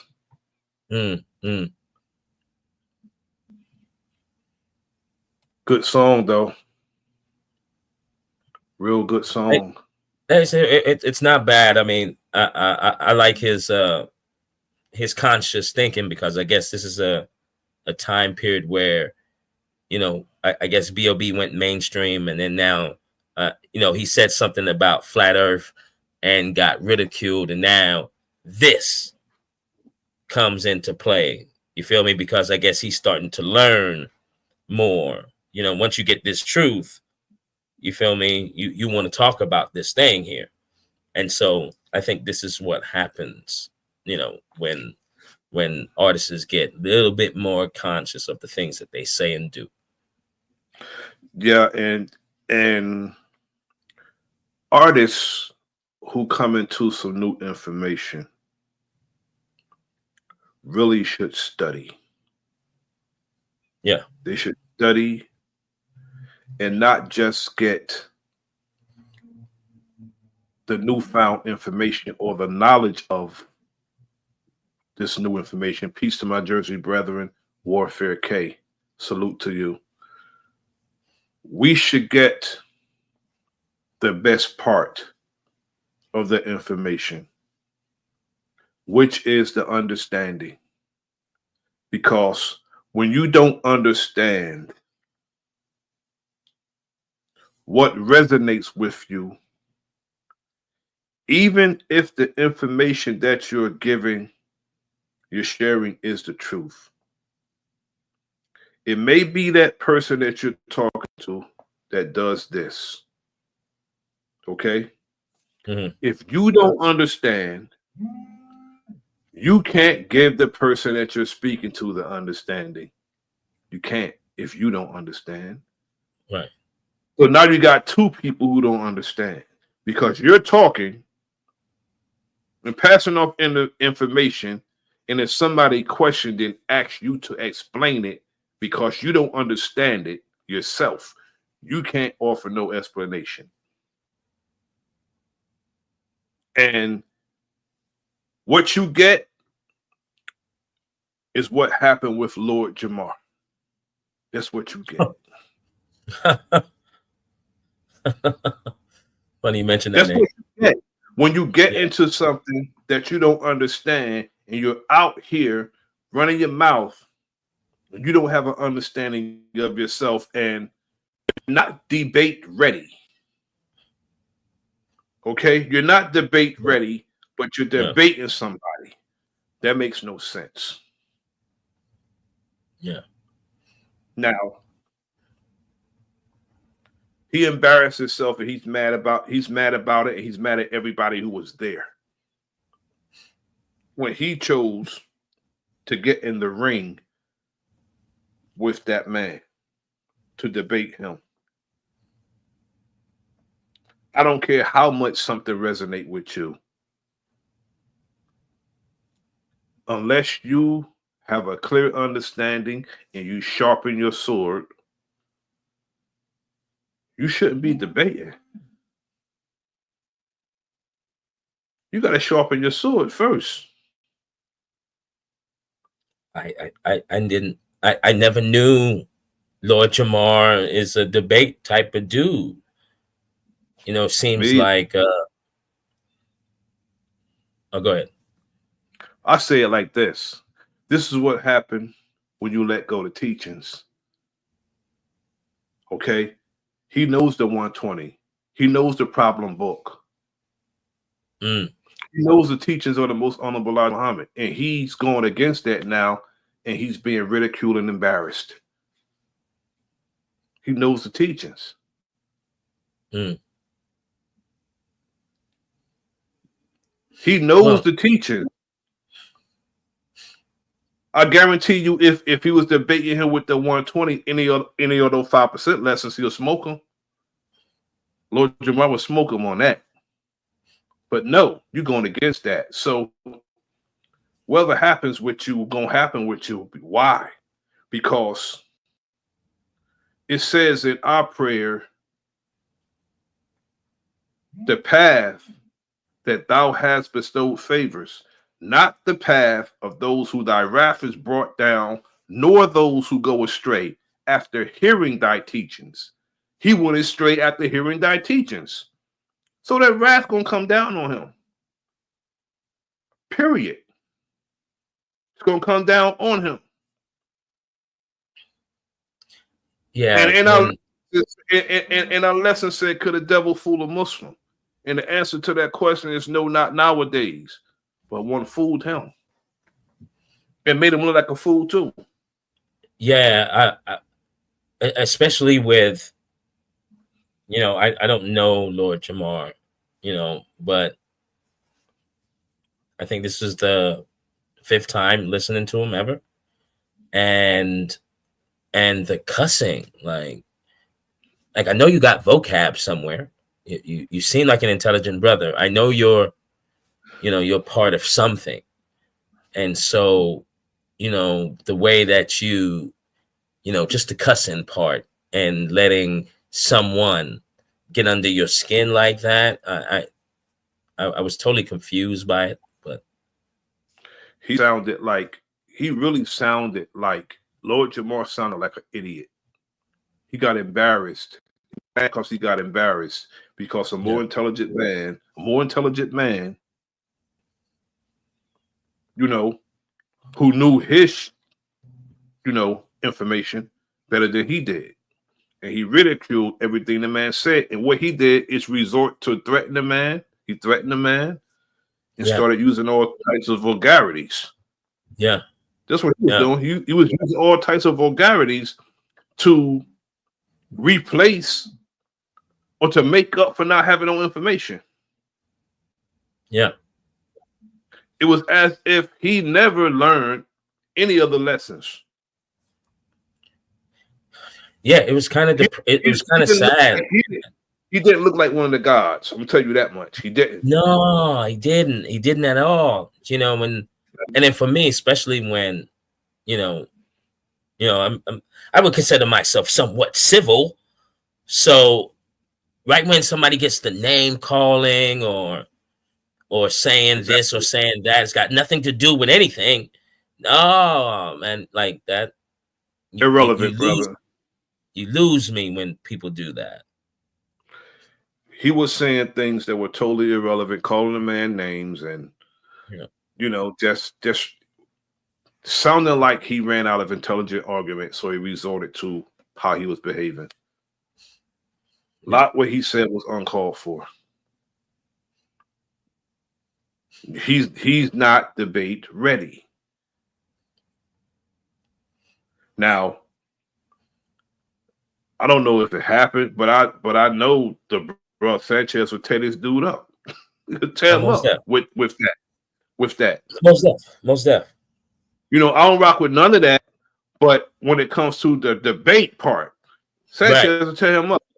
He'll rip this dude. Yeah. And that lets me think too, but if something resonate with you, if you like something and something resonate with you, you should study it. Just like with the hip hop and the music, I love it, so I study it. Yeah, that's why I'm able to speak the way I speak when it comes whatever I like. Believe me, I'll go all in with it. Yeah, if it's something that I'm interested in, I'm going to study it. Right. So when I talk about it, I know what I'm talking. You have to know. It's self-explanatory.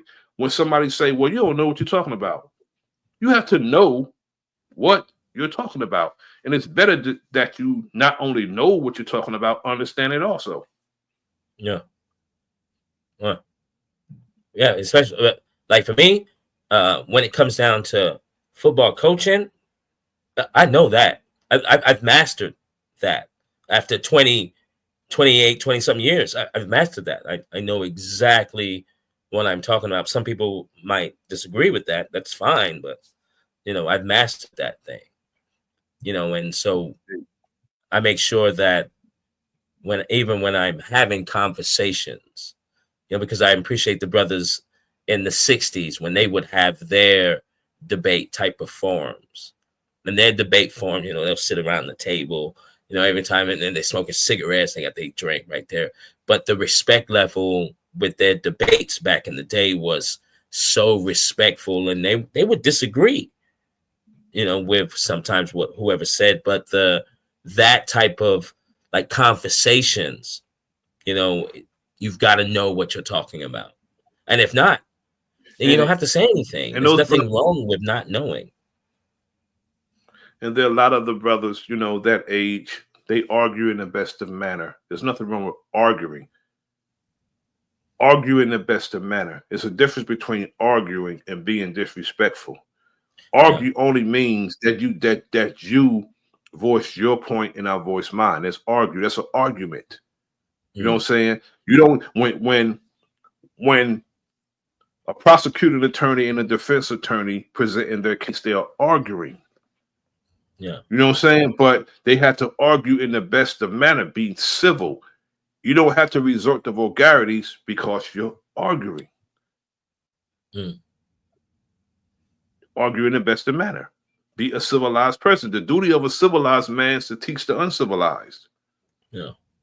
That's the duty of a civilized man. And if that's if that who you are trying to teach civilization to just turn a blind ear to it, you get clear of that person and stay clear of that person, because that person will make you hurt them. Facts. So you have to go ahead. Sorry. Karma coming 20. Karma coming. All the rest of that it's a little close, but peace to you. Oh, karma coming to collect. Okay, all right. I see it. All right, much love to you. Okay, I see. You know, okay. You see, that's a new. You added numbers and letters, so letters. Yeah, I got it. I picked it up. now that you said it, you know, so I see. You know, that's some new stuff to me. I'm old school. Look. I don't get the emojis. I'm still struggling with that. You know, my teacher used to tell me, make that L look like a L. Make that whatever letter it is, make it look like it. I'm old school, so I don't know. I don't know. Let me find a video of my cousin so I can show you. Yeah. Let's see this. Let's see this getting down right here. You know what I mean? Like, because that was a quick fight right now. That was a very quick fight. Let me find out. And the Nasir, brother Nasir's family is about this life out here. I'll find out.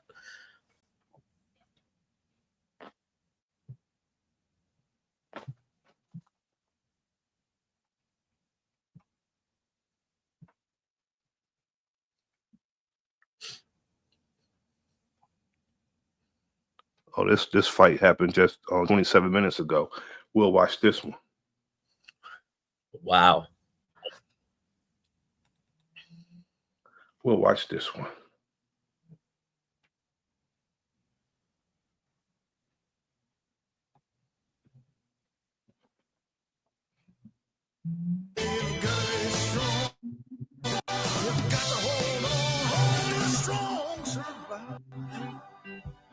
Don't go around with your head hanging down. I wouldn't let the girl know. She made you feel like a clown. Now there's a whole lot of girls just looking for a good man like Damn, a lot of Yeah, this is a lot of music. Yeah. A lot of fights too. Again, in a fight where land these shots are few and far between, even the snappy. Okay, who? Oh, you said he's 6'3". Okay, Not, he on the left. Nah, just not that fight yet. I'm trying to find it. Tómate, traer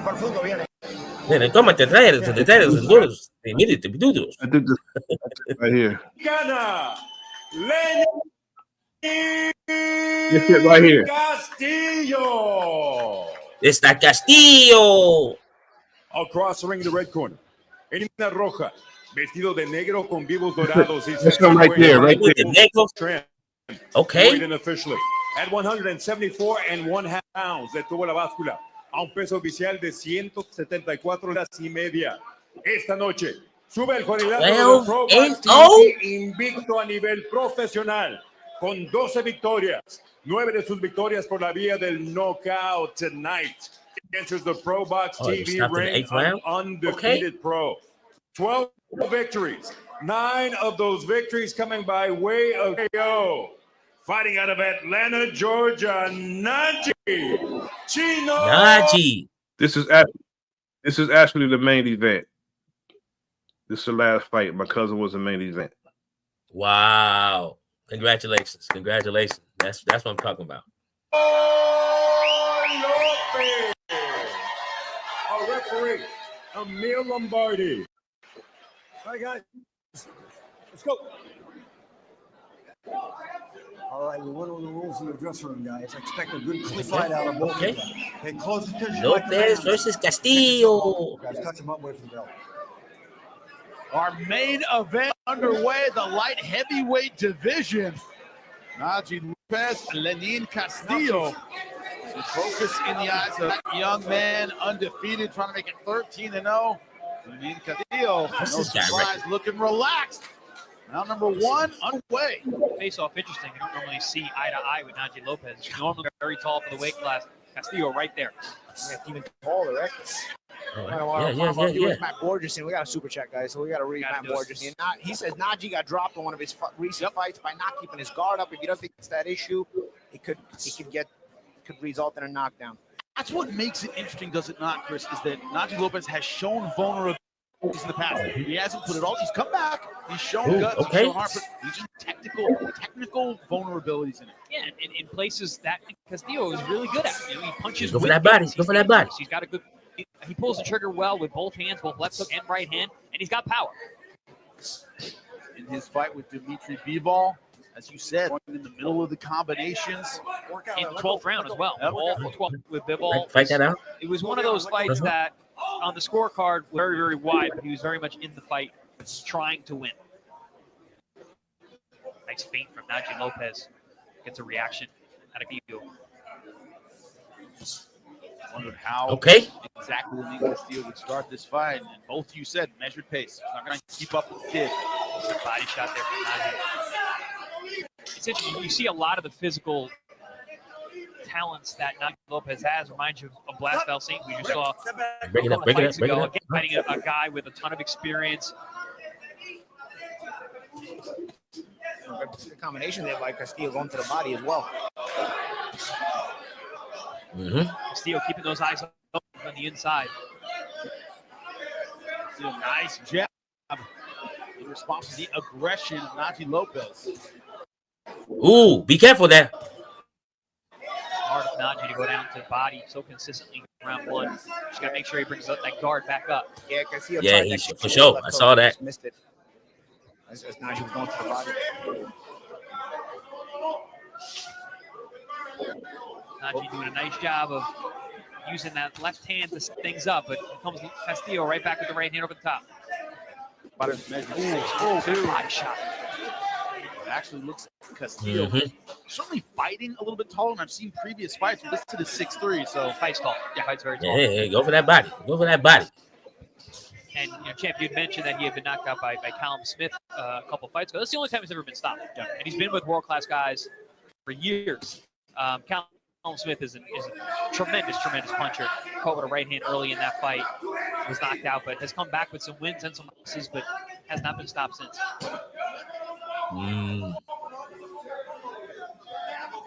Good feint there from Najee. You see a little bit of the same approach taken by Castillo as Daniel took against Valsaint. Again, these are grizzled veterans. They're not ready to start out too quickly. They can kind of see what the young phenom has and see if they can take advantage of anything. That's why I mentioned Valsaint. Very similar matchup. All right. With that athleticism from the undefeated fighter so far. He quicker than him. Najee is quicker. You're getting yourself close. You're getting close, right? You're going to close that ring off, according to what my brother said. You're going to close that ring off. That jab, throw that hook, and shoot that right hand. You're going to get close to him, according to what my brother said. All right, so, yeah, but you're very slow going back. Feints to work is good. Use that jab, okay? Bang. Don't load up on the right hand. Bang. El ritmo ya, como habíamos hablado. Viste con la baja. Tú lo que tienes que hacer es virar y virar. Okay. Eso es lo que tenemos que hacer, ¿ok? Y después, keep the jab up. Que bajo las manos, ahora me quita las manos. Tú sigues con 1.20, ¿quieres más agua? Estamos bien. 1.20, 1.40 de eliminación, ¿ok? Vamos. What, he Puerto Rican? Guys, no, he's Mexican. When Cammy PR says, shout out to Foley. Big, whoever he is. I don't show that to me. I don't believe that. I got to give that out. Yeah, it is there. It is there. Okay. All right, Paulie. Hey, guys, in the chat, by the way, this is the YouTube chat, but if you guys download the app, the more subscriptions we get, the better the fights are going to get because, you know what, it allows our channel to grow and, allows our budget to get bigger for able to afford better and better fighters. So nice slick move there from Najee Lopez to create a combination from Castillo. Loaded up with a couple big shots. Angle played it out nicely there. Good body shot there by Lopez as well. That's a good body shot right there. I was saying, download that app, man, because it allows us to keep growing this channel. Chopping right hand from Theo. Nice right hand. Also, Paulie loves compliments. He's easily flattered. We love him. Never heard a compliment I didn't like. Najee Lopez fighting with confidence. This is our main event here on Pro Box TV. Lopez undefeated at 12-0. 9 knockouts, but a lot on Pro Box TV. Like how Najee keeps going back to that left hand. Going back to that jab. Nice jab, man. Nice solid shot there. But you see what Castillo's doing. He's not trying to open up too much. What he's trying to do, he's trying to hold position. And if you hold position, you can be in a position to be able to punch back if Lopez makes a mistake on the defense or on the out for those punches he's throwing. He's not going to be able to match Najee for youthful exuberance and hand speed and combination. So it's smart of him to beat him on position. Play veteran move, veteran tactics. Look for that single shot and try and build. The WBA Continental North America title. That's what I said about Castillo. He's dangerous with both hands. The right hand and the left hook are heavy.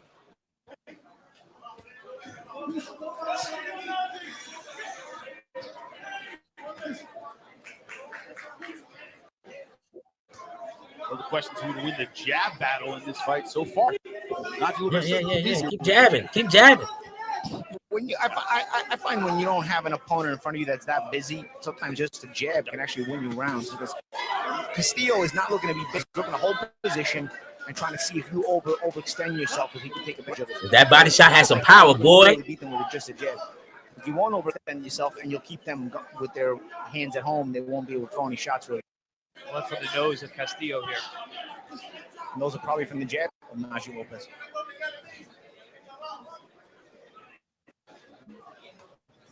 Ooh, them hands, did you see that come down? Olympian in 2006 in Beijing.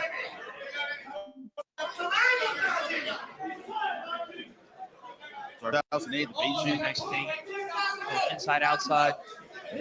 That jab, but this is what I'm talking about here. Lopez can win a lot of this fight with very educated left hand. I remember years ago being in camp, and Vernon Forrest let me know. I got to do a bit more with somebody in the gym. And Vernon. I see the setup though. I see the setup. An educated lead hand sometimes dominate guys. Ooh, missed that. He missed that. Unless they force you to sometimes. Time. He's not going past the 6th round.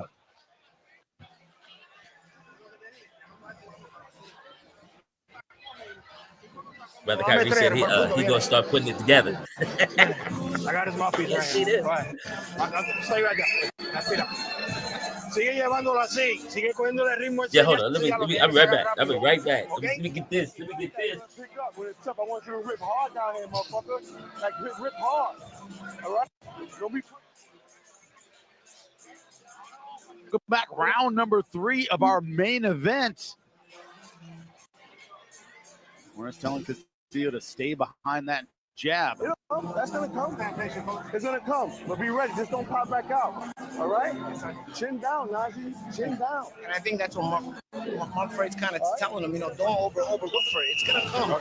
Being smart, and it's going to come. And that's sort of what I was alluding to when I got that advice from Vernon Forrest many years ago in the gym. It's like, if you fight smart, the openings will create themselves off that intelligent boxing. But if you overlook for it, sometimes you can open yourself up for some shots that you shouldn't get hit with. It's exactly what's happened to Najee Lopez thus far in his career. When he has had those moments of faltering, it's because he's trying too hard, forcing a fight.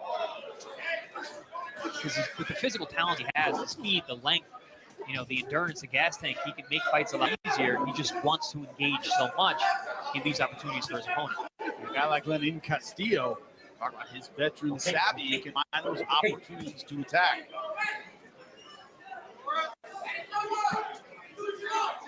He's at the point in his career as well, was taking on prospects.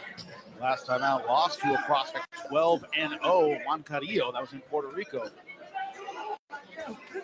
Got to learn how to deal with these kind of guys who, as you said, have physical advantage. Yeah, and that's why we keep talking about how much does he have left. Has he fallen into that rut of, I'm going to fight these undefeated guys, and I'll get to the end, but I'm not really here to win. I don't really see that thus far from Castillo. More and more, I think, as this fight wears on, we're going to see him opening up less and less. He's getting tattooed on the outside with that left hand. Yeah, and that's the thing. What I was alluding to is Lopez. If you got a guy like Castillo who's looking for you to overexert yourself and trying to make you pay, well, then you got a sharp left hand like Lopez does. You're gonna create a situation where Castillo's not gonna be able to get off. Jab from Najee. Every once in a while, he slips in a real heavy, stiff one. That's where you're seeing the blood from the nose of Castillo, and it's keeping him on the outside. It's also mix the gears. You also want to mix the gears on that lead left hand. If you're Lopez, that's how you keep it tricky. That's very smart, Champ, that he is doing that at times. That stiff one in there, and then the speed ones, and also. I also like double walking the ring. He's walking the ring at times. Lopez is taking a walk. Oh, he looked low and went high with that right hand. Looked down the body. That's the thing. When you're keeping your man busy with that left hand, you're giving him a lot of different looks. That's when you can sneak in the offense behind it like that. Yep. Walking the ring, Champ, you may agree with that. Showboating a little bit with the jab. Changes the distance and continues to make things a little more complicated for Castillo, who's gets feet a little bit stuck in the mud. Paulie, talking about confidence. Najee Lopez right now feeling it, dropping his hands. That's the thing, though. Again, when you work off that hand so smoothly, it starts to flow naturally. That's what I mean. You don't have to look for it. Your natural ability just starts to flow. He's also building off of a lot of what he's doing. Exactly. I really like. He's using the feints. Oh, good stiff jab. Nice jab. Nice jab. Nice jab. Feint. The veteran coming in. Jab low. There you go. Beautiful, There you go. work here. Them hands down. Them hands then got lower. Double, triple feint. Great. Hey, your fam's got his hand speed. His hand speed is he's more nice. faster than Castillo. Castillo came in very real confident, fast. less and less Real confident fast, as bro. these rounds wear on. Be alert with the right hand, okay? And Najee, when you're backing up, chill down. Right? Your jab. Let's see the replay. There we go. Boom! Look down, shoot the right hand up. Again, when you're establishing a lead hand dominance the way that Najee Lopez is, the offense just flows off it. And I love the way that he's building off of that left hand, building off of that jab. He's taming his man, he's domesticating girls. and then he's coming with the big power shots. Changing speeds on it, punching off at different levels, and also different amounts of weight on the shot. Yep. Great variation. Hey, esta es tuya. Esta pelea es tuya, cabrón. You alert. Let's go. That's the first time I see someone put ice on someone's chest. Yours. That's the bell. To go for it, though, because that last round was not a good round for him. Round number 4. Our main event, Najee Lopez. Once again, starting with the jab. Nice, sharp right hand afterward. Lennon tried to go downstairs to the body, and he's trying to hold that ground and try to punch with Lopez. Now you see Lennon And that's why you got to pick your moments when you like the other shots. standing his ground a little more this round, wants to assert himself.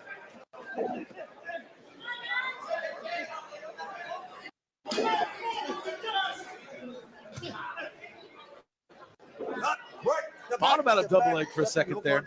Choked up on it, went back. He about to pick him up. Najee Lopez, decorated amateur in his own right, Junior Olympic and Georgia Golden Gloves champion. He was an amateur. Let's have that amateur pedigree. Ooh.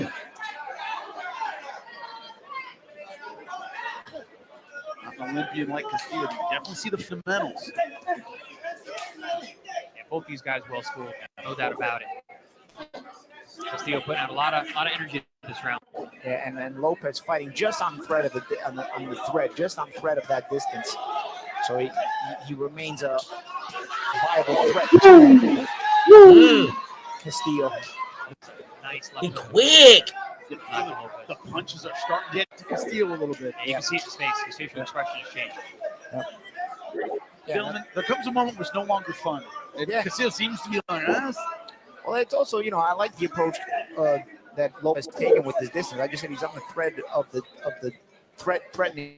At the same time, he's also on that thread where he's safe as well. He knows exactly speed, when to step in and when to step out. A lot of that's coming from that was a beautiful slip. But that's coming from the face as well. Yep. He's keeping Lennon Castillo off balance. He doesn't know exactly when he's coming or going. Castillo out of You shape. got a guy like Castillo who pulls that trigger and lets go with big shots. Make a guy miss and makes him hesitant. They didn't want to do it anymore. And something that was always taught to me through the years in gyms was your feints work more effectively when you're very sharp. And right now, Lopez's lead hand. He still don't know what to do. He don't know what to do. Is really sharp. Good body shot don't know there what to on the do. way out. Najee Lopez. Great combination. Finishes down low. Castillo did not like a shot. and he's catching Castillo waiting.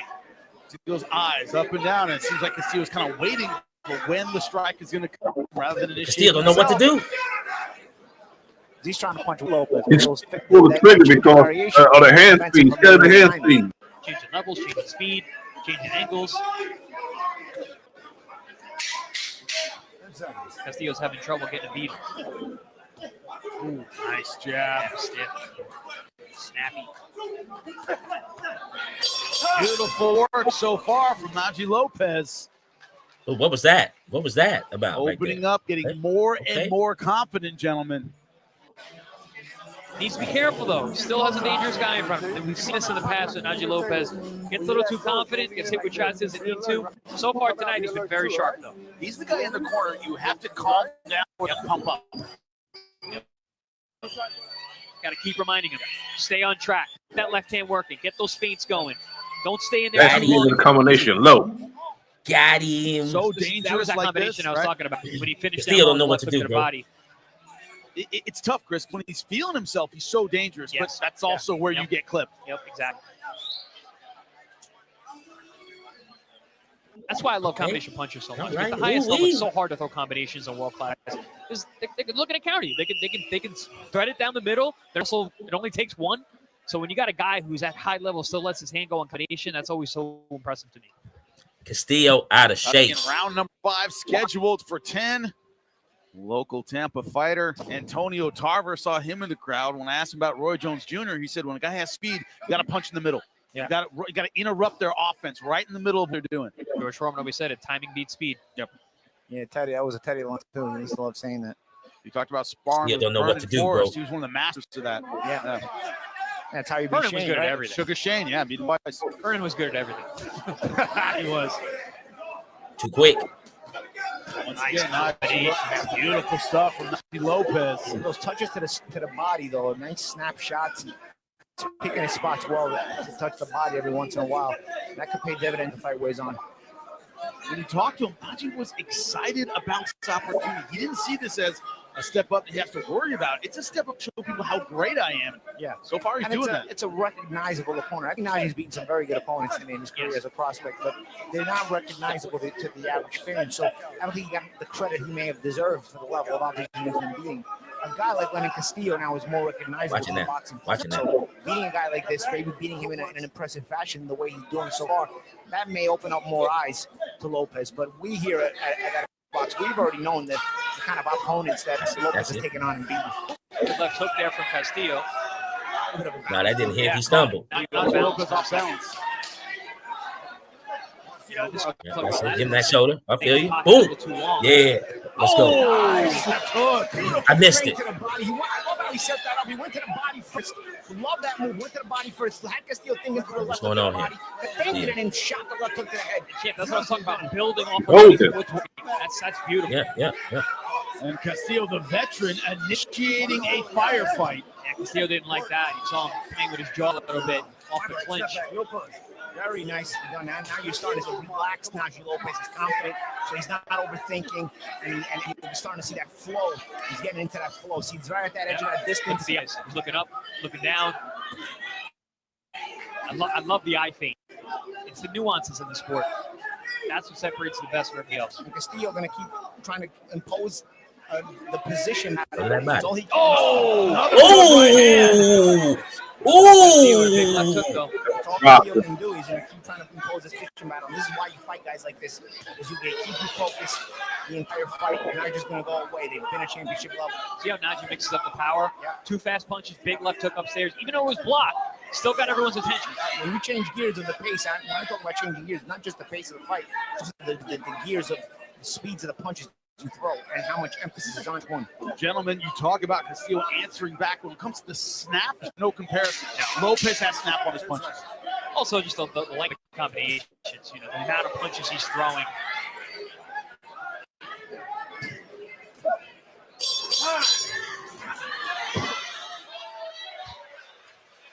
Hey, I like him,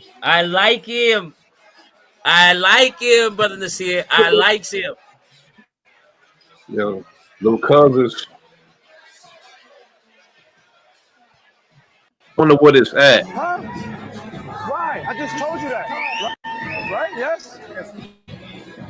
Okay, Brother Kyrie said it was stopped in the 8th round. He believes. Okay, I'm liking what I'm seeing.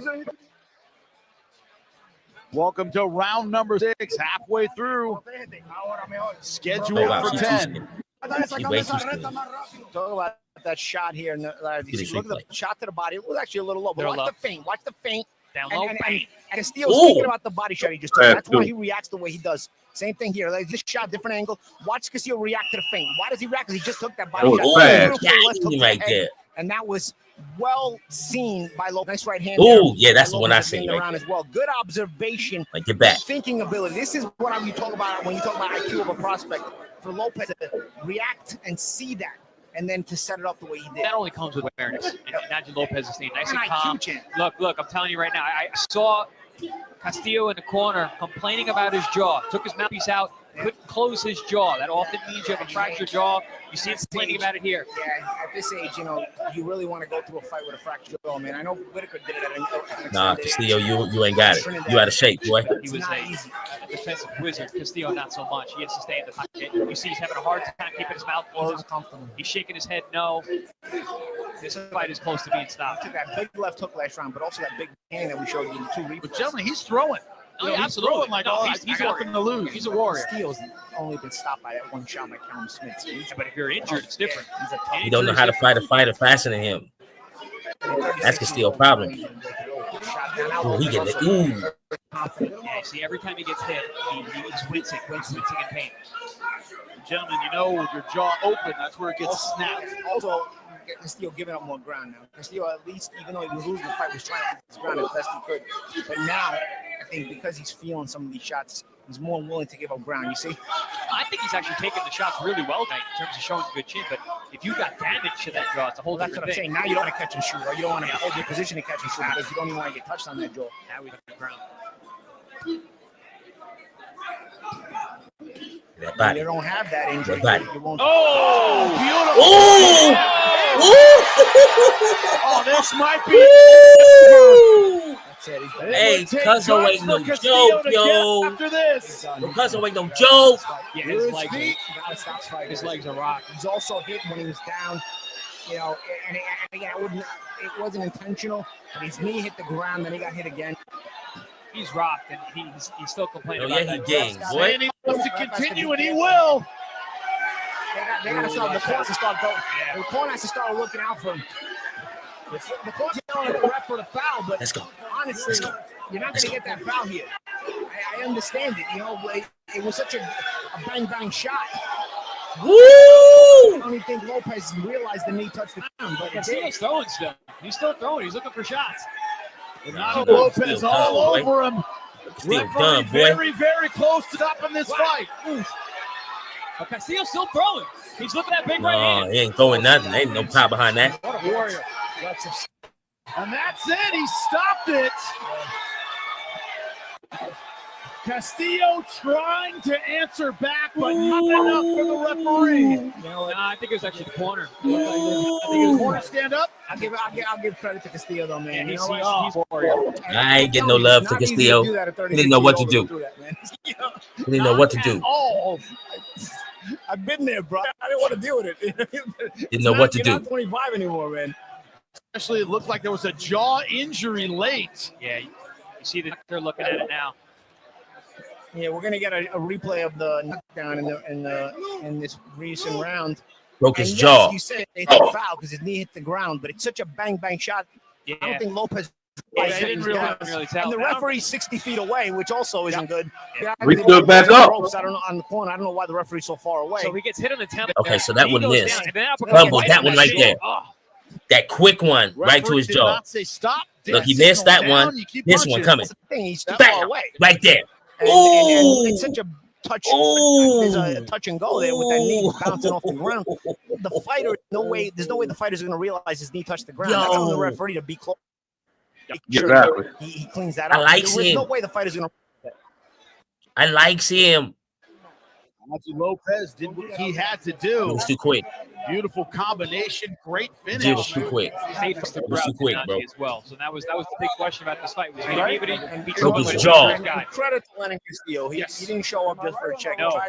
Yeah, Najee's a monster. What's his name? Najee, you said? Even when it was Najee.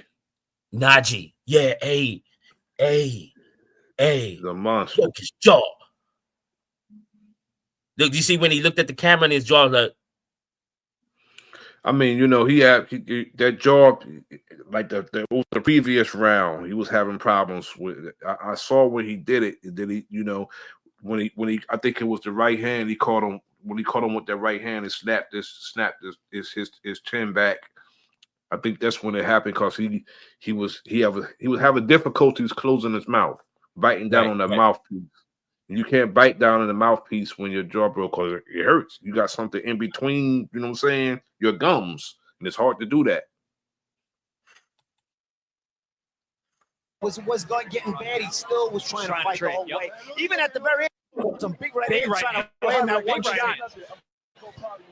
But you know, I mean, he had heart. He was fighting back still. He just was overwhelmed, but he didn't give up. He was just fighting. He was fighting. He was going to eventually go down, but look, referee did the right thing. No, the referee did the right thing. Saved his life. But I'm gonna tell you right now, Castillo, you couldn't match the speed. And when the commentator said that Najee has that snap, yeah, like there's power. There's that power behind that. You know what I'm saying? I think that's what he meant. Like he got that snap. He got that, you know, it's gonna come quick and it's gonna hit you hard. Man, shouts out to your family right there. That's what I'm talking about. That's what I'm talking about. Go to some of this other stuff and hold up.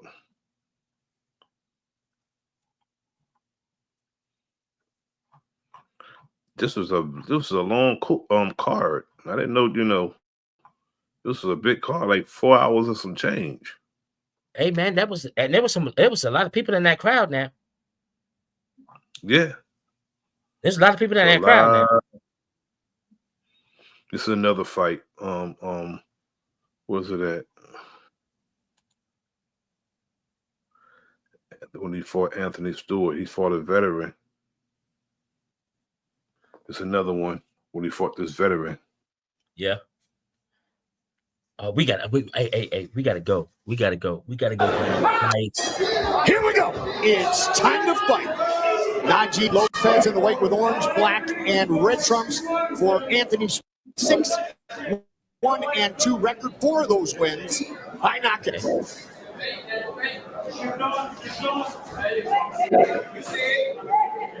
Lopez, the Puerto Rican, fights 3 long, 1 finish in the first, 2 in the second. 3-0 with 3 wins by knockout. Wait, did he say he's Puerto Rican? He got Puerto Rican blood? He got Puerto Rican in him? He wouldn't lay down. He's not laying down. What's that? He got Puerto Rican in him? What'd you say, brother? He got Puerto Rican in him? Najee's dad's Puerto Rican. Yo. Najee's dad's Puerto Rican, but you wouldn't be able to tell because he's Hell the same no. exact complexion. His dad's Puerto Rican. His dad was Puerto Rican. Well, his dad passed away. His dad passed away 2020. And you know, peace be upon him. But he passed away in 2020. Yeah, right before he did his first pro fight, his dad passed away. Yeah, good brother too. If I can pick a husband for my little cousin, I would have picked him. Good dude. Whole family loved him. Good dude. I don't. He was actually he was originally from Warfare Case. He was originally from Warfare Case area, Patterson. He was originally from Patterson. That's where my cousin met him at, Brother Hakim. His son is named after him, Hakim. His older brother name is Hakim after his dad. Was a good dude. That was a good dude. Not the talented guy, not the most experienced guy, but he does have a big heart. He's out here to try. Yeah, from the way he was talking, we'd expect a lot of character out of this guy. I expect he came to fight. From his body language, he looked confident there, like he has an ability to stay in there. Could be a little more relaxed. Followed up by that nice hook, Antonio. With Najee Lopez, you see the guy comes out aggressive with some beautiful boxing ability. And you can see why everyone is so high on him. He's sticking that jab out. But again, we want to see what he looks like. 7 7, maybe 8. And that's what we're going to really determine No, that ain't gonna work. That ain't gonna work. We may not see it again. Nice. Trying to finish Stewart early. Stewart's loan for loss when he was a victim of a TAO. Lopez just teeing off. And Stewart has to figure out how to transition defense to offense. This is damn target practice. God damn. Otherwise, even if he's blocking, he's going to become a punching bag from this. He's got to give Lopez something to think about that might be coming back. Or the third right now, he has not done it. He's going to shake your leg right now.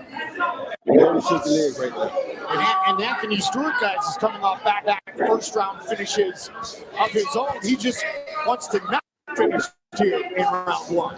And had a lot of experience in like toughness, tests, and everything. You can see talent-wise, he doesn't have a he's a tough person. He took those body shots. He is one tough customer. He said that he'd take a few of these body shots. He wasn't blind, was he? They wasn't, because he's taking some good ones. I mean, some really good ones. Lopez had his 2020 Olympic dream derailed by a swollen eye in the trials. Competed as an amateur for both the U.S. and Puerto Rican national teams. Oh, really? Wow. Lopez back on the jet now. He was getting very aggressive, but now has seen that Stewart may not go away quietly, so he's back on the jet, keeping his balance and staying calm. With a lot of temperature in the city. Of course, take this stuff.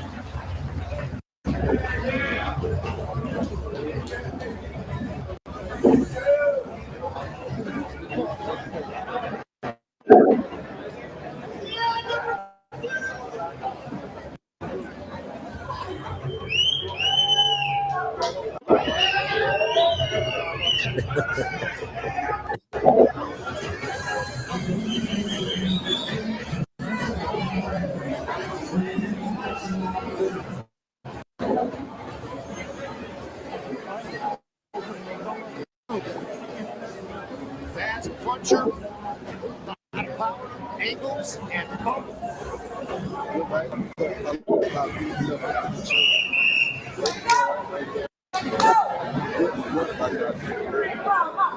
He's 22 years old, trained by his father, Tito Sr. Started at age 13. He lost his father December of 2020. Tito Sr. was a 201-pound representative. Najee's brother, Hakeem, is 12-0 with 9 knockouts. Professional light heavyweight. Round 2. Great start for Najee Lopez. Come out and use that jab early. You know you got a guy that's pretty tough. Use that jab, see you up on it right there. Make it work.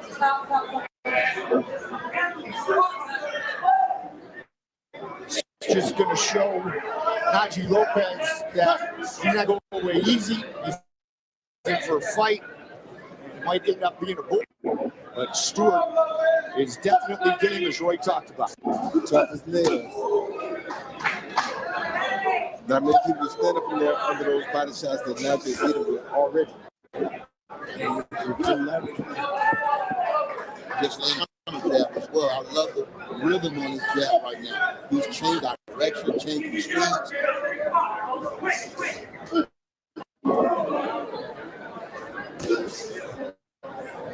Okay. And then to the right hand finally. Just the fact that he's able to hang around, he's already forced to, back off the all-out pressure, all-out aggressive combinations, and just go back to setting stuff up. Now he's getting aggressive again. When he gets body shots, get in there. Yeah, devastating too. And he's ripping those bodies. That's the difference. And if Stewart doesn't give him something to worry about that's coming, it's just going to continue. It's not going to stop the aggression of Lopez. He needs to have something to worry about. He's going to step off the gas pedal.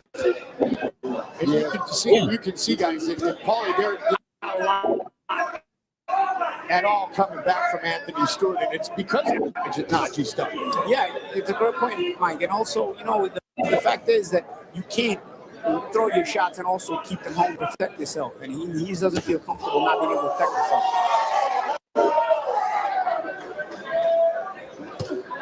That body shot. You can hear those. Ooh. Looking to finish 40-year-old Anthony Stewart once again. He 40? Shots perfect. He's not loading up. He's allowing motion and speed to create the power. Stewart gave him the confidence, son. He took those shots and came right back with his own up. In contest. This guy's the tough man contest champion. For a reason. He is tough. My guy is tough. Not only did he compete in him, he probably won a handful. He said he tough. most of them. Yeah. Yeah, always simply tough man fights. Wow. He said most of them have come in drunk already. Not too many similar to Najee Lopez. This is where I put up my surprise face, Antonio.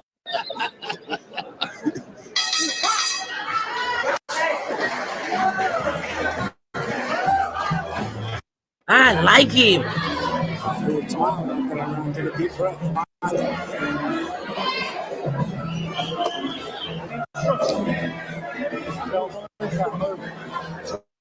He's 40 years old? Wow, what you still boxing for, man? You gotta move.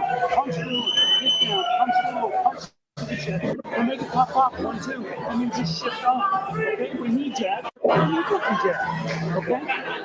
He's a little bit still hit body shot. Modified body shot, the uppercut, another body shot. Beautiful sweep of And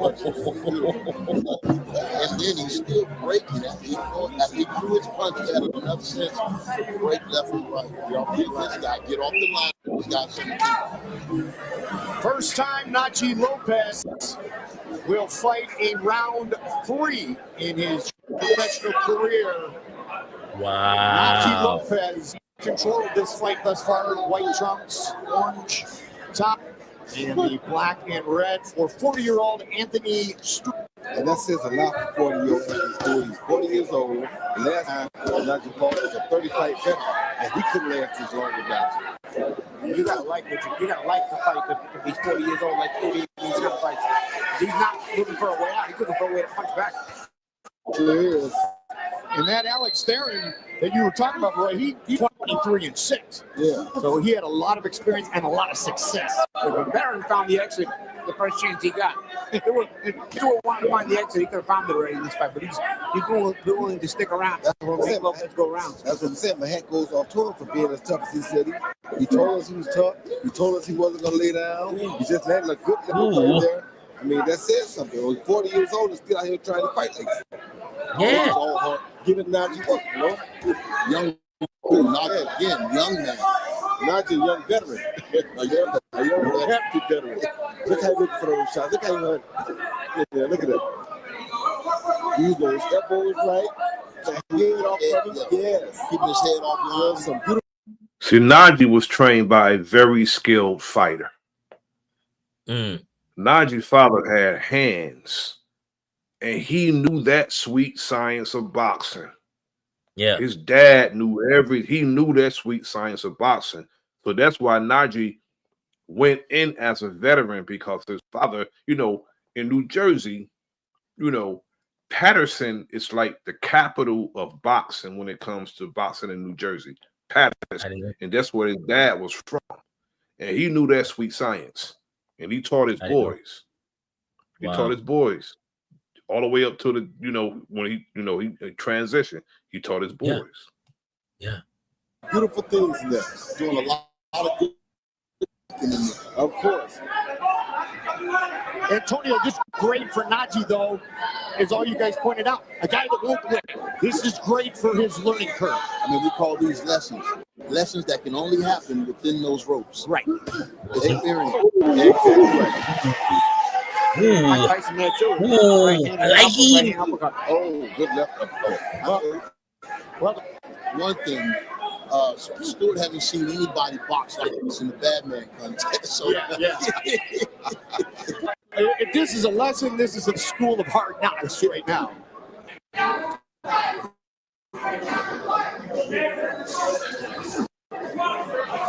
Round 3, scheduled for 6. The first round fight, at least on paper for Najee Lopez, was his win last month right here at the Pro Box Event Center. Finished that fight at 33 seconds of round 2. Ooh! Shot there. Man, he just turned so nicely on that body shot. I like the way Najee Lopez changed his speed mid-combination, kind of was flowing, and then all of a sudden steps on the gas pedal. Paulie, sorry, Roy. That is such a key in Antonio to change tempo, because if you don't, it doesn't matter how great it is, it becomes. I mean, you're absolutely right. But what I'm saying, Najee, like he's really fighting out of his talents right now. He's looked good doing it. Yeah, I saw him standing 2 feet from the guy, broke 2 or 3 times, changed his position. He's growing in front of our eyes tonight. Hard body shot. God damn, right in the middle. Roy, you'd like to have tape. You'd like to have a fight. He got a cast iron stomach. I tell you that much. Hey, look, Stewart fighting better than Castillo, though. I give him that. I give the 40-year-old for Najee better than Castillo. This guy is a veteran. Stewart is a veteran. And he didn't only box. He was like the tough man. He did the tough man thing too. So that explains why he's still in this damn ring, because he's a tough guy. Yeah. They don't give up. You beat them to death before they give up. This the guy who leave it all in the ring. He's not going to give up. Wow.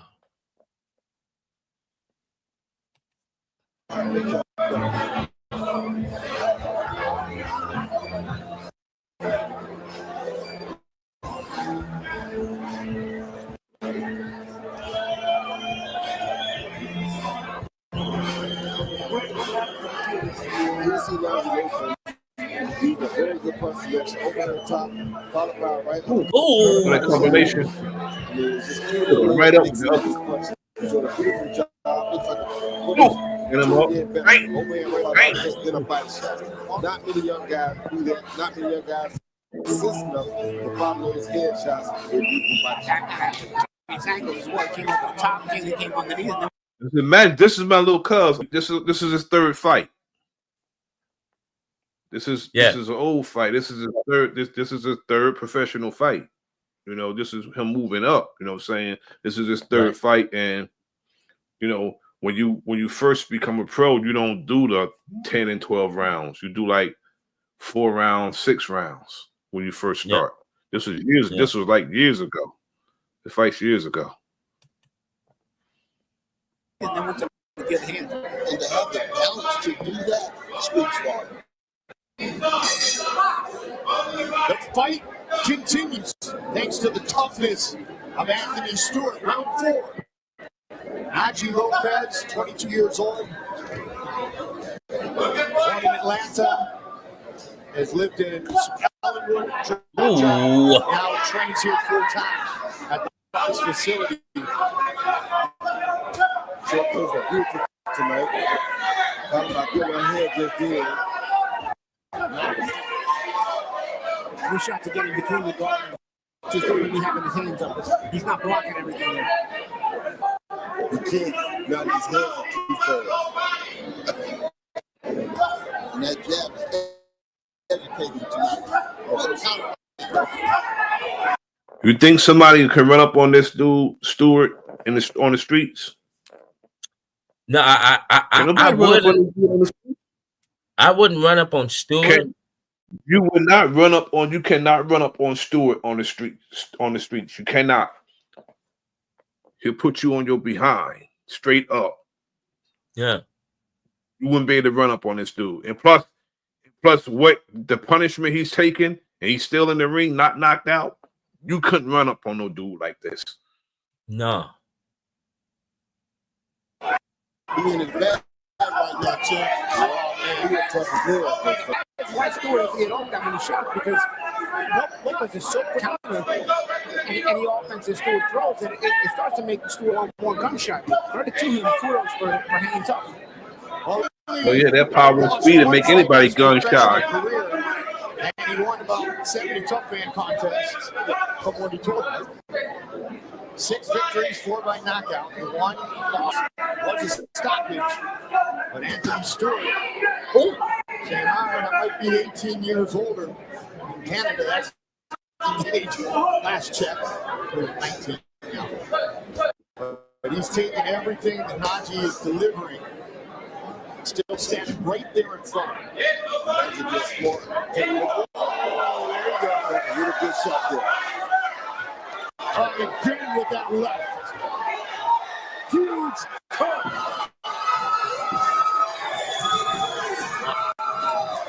I saw that one. Oh my God. Stop it. I wouldn't let him fight. Would not let him fight. Would not let him continue. Right up at the ropes, too. He's talking his own leg. I wouldn't let him fight. Don't let the man die. It's done. It's done. He just hit him with the right hook and he just flew. It's a wrap. No legs. It don't make no sense. And he don't have the wherewithal to move around and use his legs. Najee still landing powerful shots. Big shots by Lopez.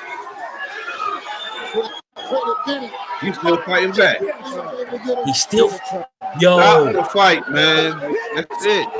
Referee stops the fight. I'm telling you, this dude would die in the ring, man. T, he would die in that ring, bro. That's a tough man. That's what they do. And yeah.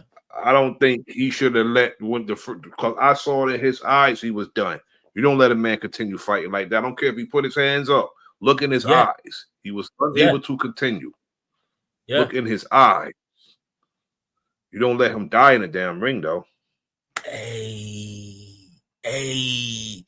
Najee, look. You know, my dad was a 3rd-degree black belt, right? And my dad would always, you know, tell me about how fast can you go from like here to there, like how fast is that? And Najee too fast, yo. Like these fighters don't know. The fighters don't know what to do with that. They can't even see it. You feel me? Like that. Najee gifted, yo. I'm telling you that. Look, the speed, and when the commentator said the snap, I know what you mean by the snap. That thing coming with some power now, and it coming right back. Ooh, we gotta go. We look. When he's 20-0, we gotta go. We gotta go to one, man. We gotta go. Yeah, I don't know if this is the Pennsylvania fight. I don't know if this is a Pennsylvania fight, but I know when I spoke to my cousin, she said he's supposed to fight in Philly. Yeah. And I don't know if this is a Pennsylvania fight. I don't know. But when they do fight in Philly, I have to be there. Hey, look. Whenever, you know, when I get done with this thing, don't worry. I'm gonna invite you. You feel me? Don't worry about nothing. You know what I'm saying? I got you.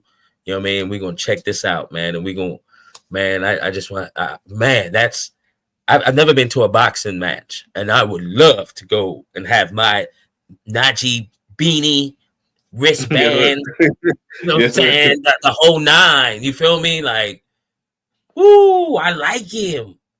Like, real talk, I like him.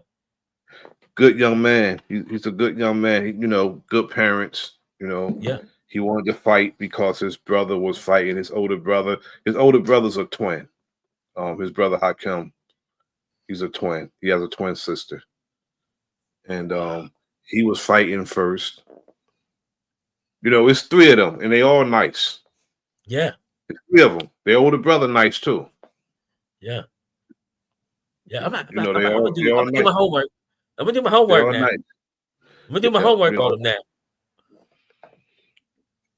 And the two younger ones took it serious. You know what I'm saying? Hakim and Najee. Mm-hmm. And their father started training them. They came up here a few years ago, and my brother took him to the boxing gym in the city up here, and went up in that gym and just wreak havoc. He went up there and wreak havoc up in that gym. Yeah. My brother was in his corner, training him, and they put the best dude up in that gym and they just wreak havoc up in that gym. The man said, "That's my best fighter. I don't think you're ready for him." He said that to Najee. Oh. And then when Najee went in the ring with him, he pieced the dude up and then talked to him, told him don't give up. You had to talk to him afterwards because they thought that Najee was some scrub walking up in there, didn't know what to do. Yeah. But when Najee put those hands on him, he talked to him afterwards and man, don't give it up, don't give it up. Sometimes that'll take the confidence out of you, but you can't tell. You gotta tell a young man to not quit. You gotta tell him not quit. Right. Because you win some, you lose some. But you live. You live. And you keep, if that's what you like doing, you keep doing it. Facts. If that's what your passion, if you like to fight, keep doing it. Yeah. Don't give up because you lost one. Yeah. Muhammad Ali, the greatest of all time, lost. Yeah. What he do? Avenge it. My brother, this was fun. You know what I'm saying? Hey, we got to chop it up. Yeah. We got to get some information out. You know what I mean? We got to listen to some hardcore hip hop. Mm-hmm. We got to see my cousin fight that he did about an hour or so ago and watch the old fight. Hey, I'm gonna tell you right now. Consistent with hardcore. You know what I'm saying? It was some hardcore boxing. It was hardcore. Look. You just made me a Najee fan. Like I'm a fan now. Like I'm a fan. Listen, I'm a fan now. I'm going. I'm doing my homework on him. I'm gonna know everything about him, and then it will be a pleasure to meet him. And I'm going to a fight. We go into a fight for sure. When he's 20-0, we're going to a fight for sure. Indeed, he's gonna I'm saying it. I'm claiming it. He's gonna be champion. Yeah. My man said it. Roy Jones said he's gonna be champion. Roy Jones said that. Anthony Tarver too said he's gonna be champion. So did Shane Mosley. They all say he's gonna be champion of the world. They all said it. Oh, let me get my shirt ready. Let me get my Najee. Let me get all of my gear ready. And I'm claiming, I believe them. They were all champions. They know championship quality when they see it. They see one for sure. They know the ring generalship. They know, they know what it takes to do that. And they ask them, the people ask who you think we should be watching. They said Najee Lopez. All of them said it. They all said it. I wish I could find it. I posted it on my it's posted. I posted it. If you go down my timeline and stuff, I posted it. All of them said, they said, who you think we should be watching? It was like the one you said, not many, but it's one in particular we should be watching. Championship quality, Najee Lopez. So, I agree with that. I know what I saw. That's little cuz, you know what I'm saying? That's little cuz. Little. Little cuz, you know what I'm saying? Little cuz is big as hell, you know what I'm saying? Yeah, see what I do with my cousins. You know what I mean? That's why before they get older, you beat them up right now. You beat them up anywhere from 9 to 15, 14. Beat them up real quick. Just keep roughing them up. You know what I mean? And then give them that line like, "Don't you ever think that those were always good kids. When they was living in New Jersey, yeah, I was at their house a lot. Oh, okay. You know what I'm saying? I got swords. Yeah, I have swords that their dad gave me. Their dad gave me swords before they moved to Georgia. Yeah, he gifted me with a pair of swords. The swords that I have, he knew I was a martial artist and I like martial arts stuff, so he bought me a pair of swords.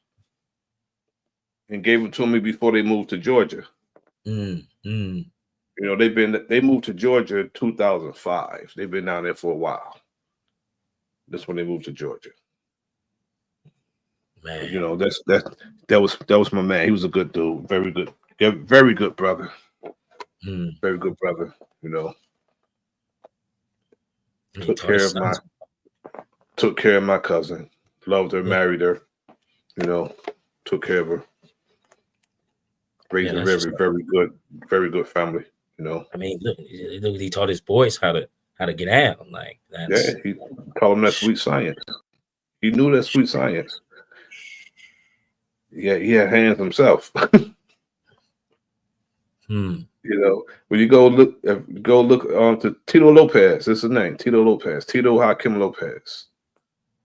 Okay. Or you can or Coach Lopez. You can find him, Coach Lopez.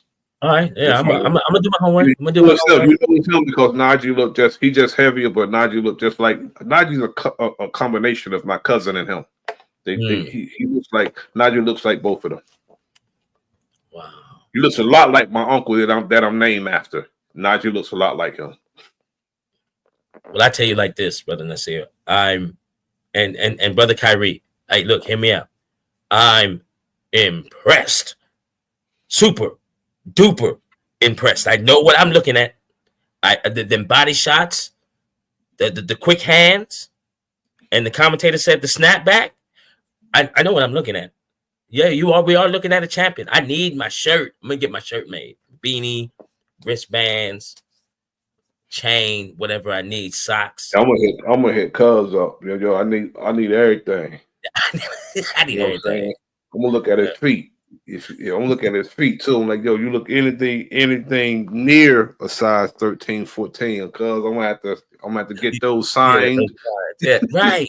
I'm gonna have to have you sign them and let me get those. I need my shirt signed. You know what I'm saying? I need my shirt signed and dated, and I want you to put, the Riggles. You know what I mean? I'm gonna frame that. Yeah. For real. No doubt. Well, my brother, it's been one.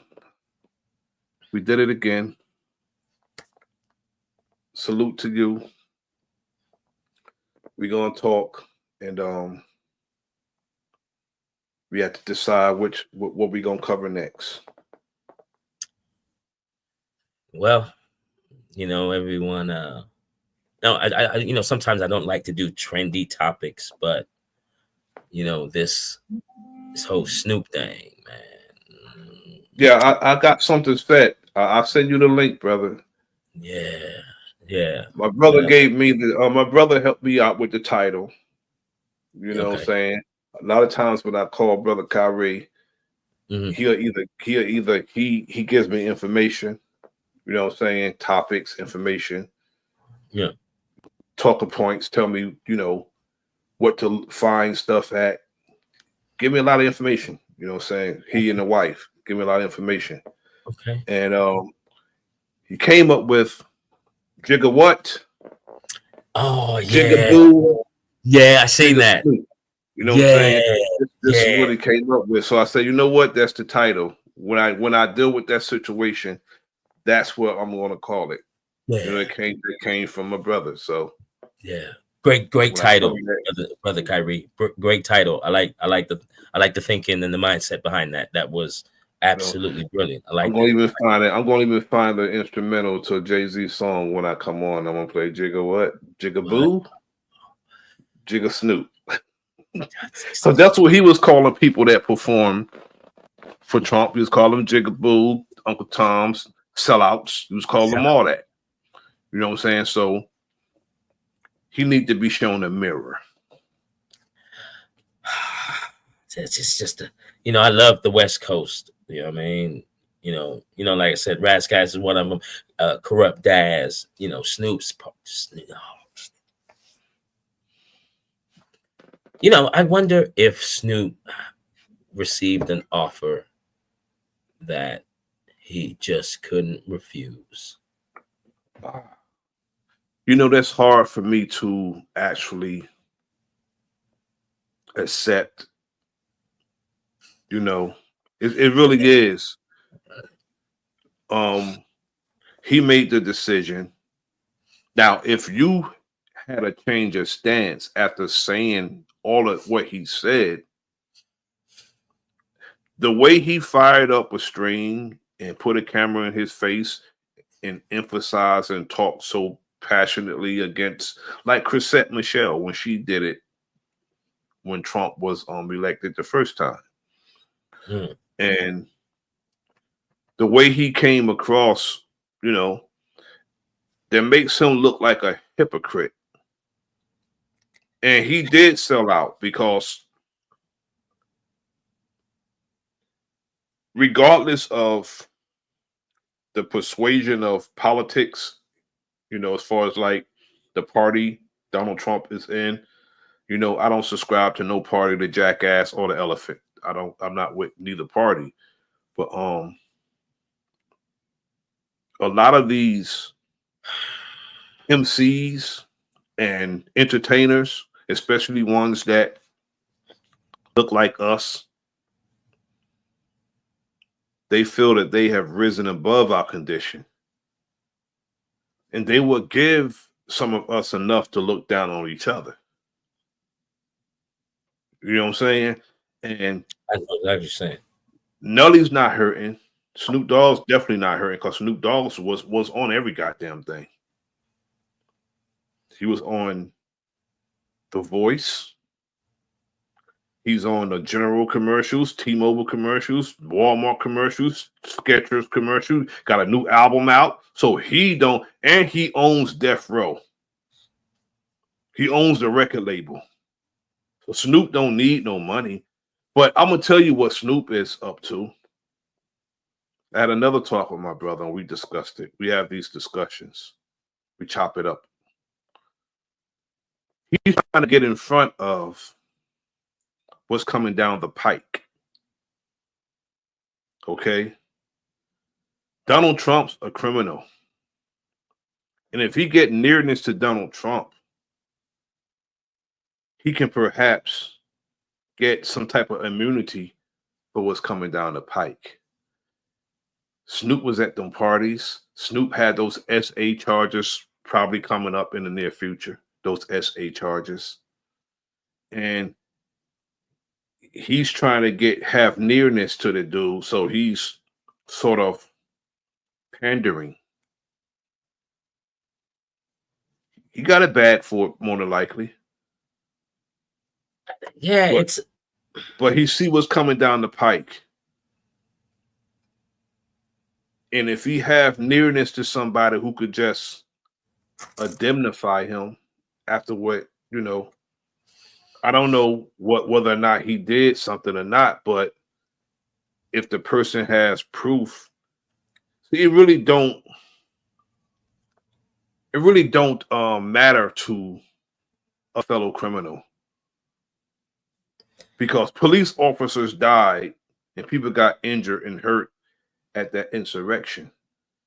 And what did Donald Trump do day one? He commuted sentences and he pardoned everybody.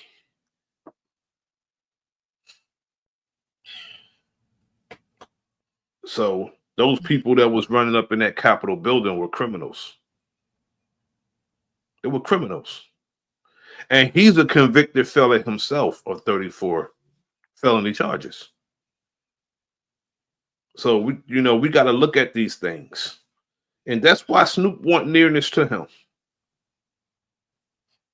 Nelly, I think Nelly has the intelligence of a dish rag. You know what I'm saying? He has the intelligence of a dish rag. And he's not clueless, but he's not good at acting stupid. But he is stupid, but he's not good at acting stupid. Oblivious, that type of thing. You know what I'm saying? He's not good at that. He's not good at that.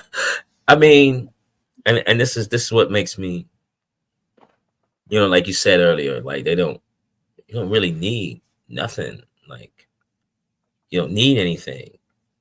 So, so I just me personally, I think it was that Godfather, that offer that you just can't refuse. You can't say that. I don't agree with his. I don't agree with his politics, but you are at his function. This was what Nelly said. How are you going to say you don't agree with his politics, but you're at a function? Yeah, and this is why I wouldn't. A person can perform at any function they want to perform at. I'm not going to say what a person should do. Okay. Right. If you are going to, this is aimed at Snoop. Most of this is aimed at Snoop because he's the one who fired a stream up and pointed a camera in his face and talked all that nonsense. And then when you look up, he in a tuxedo looking goofy as hell, singing Drop It Like It's Hot to a bunch of people who don't even know what the hell he's saying. Right. You're doing Drop It Like It's Hot, Drop It Like It's Hot, and you flagging and you speaking gang connotations and saying gang language in front of a whole bunch of damn politicians. And they're looking at you like they got this banger here, because that's how they see him.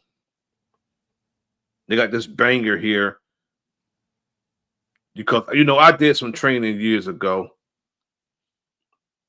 And I had to call out the people who was doing the training because they were stereotyping us, but wasn't talking about the Aryan Brotherhood and all these Caucasian gangs. But they just was focusing on Bloods, Crips, this, that, this. You know what I'm saying? But no. We got more gangs than that. If you're going to talk about gangs, we're going to talk about all of them. When I was a resource officer in the school system, you know what I'm saying? And they was giving us training on, because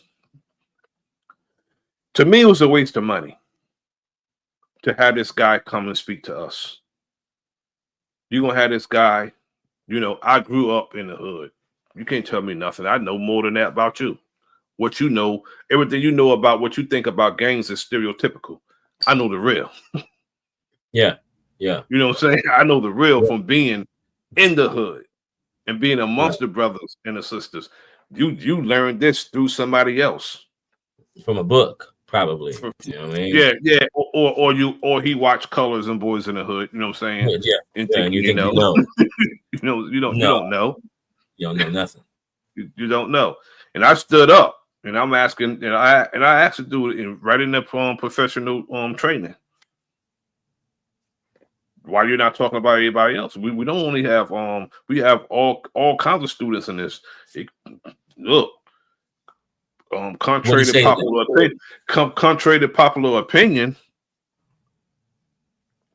with the exception of this recent event, the school shootings is not done by young black men, little girls, boys and girls. They're not predominantly. Yeah. What did he say to that when you said that?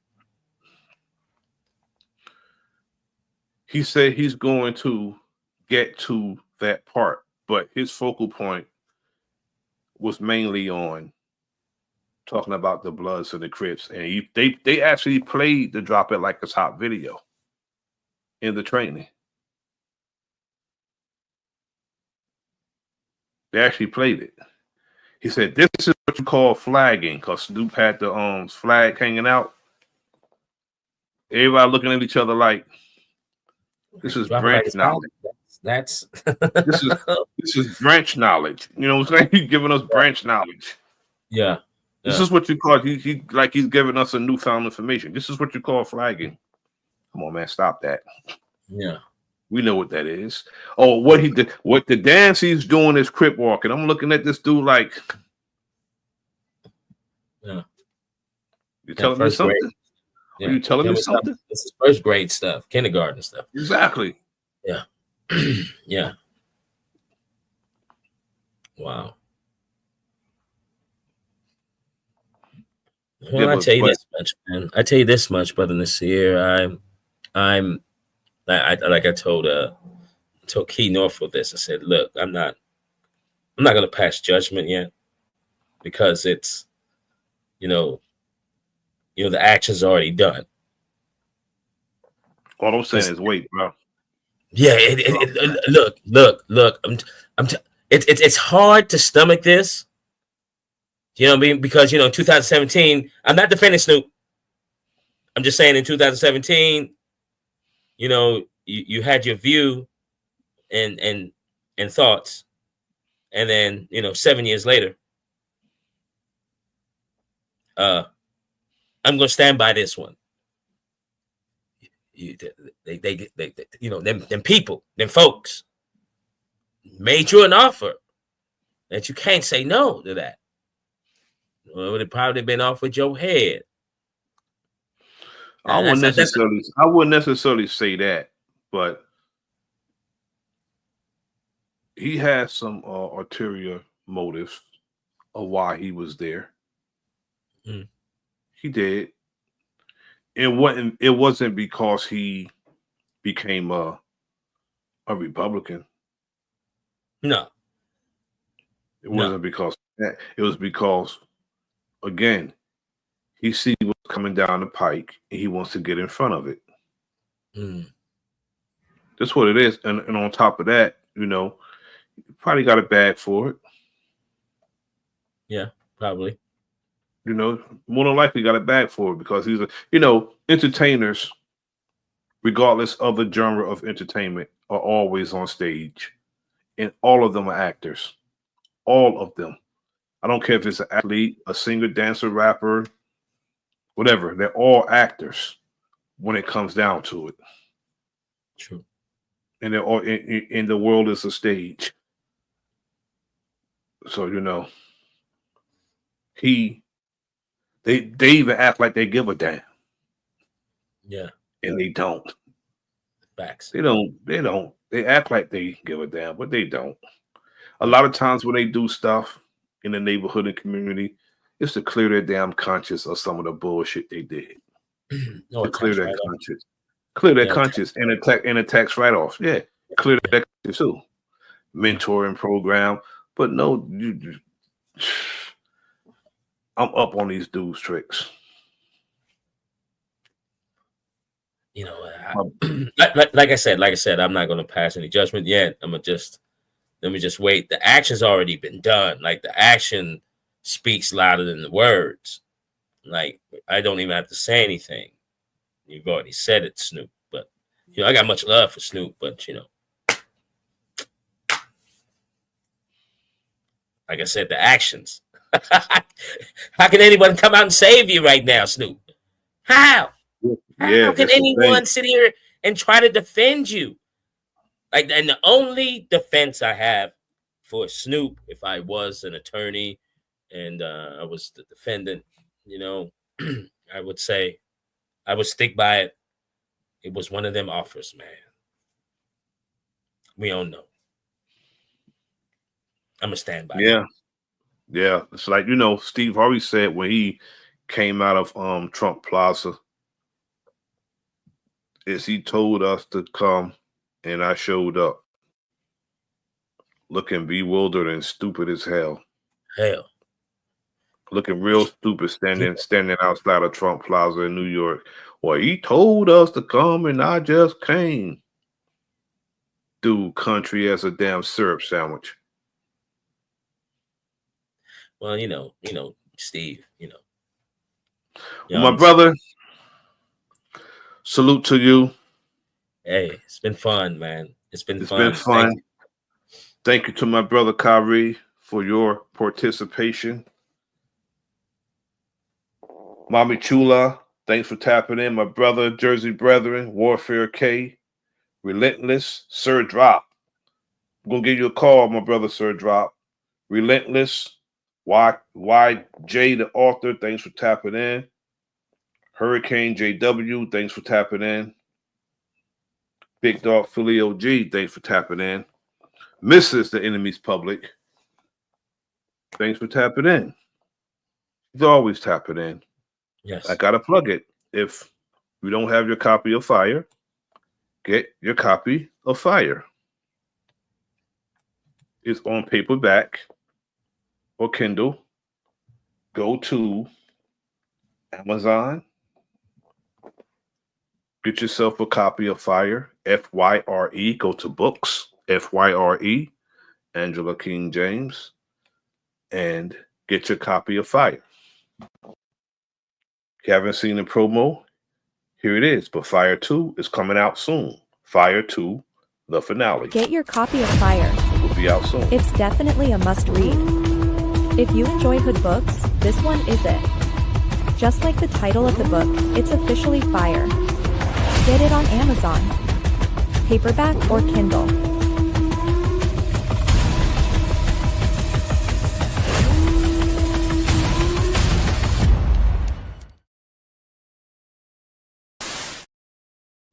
I love that promo.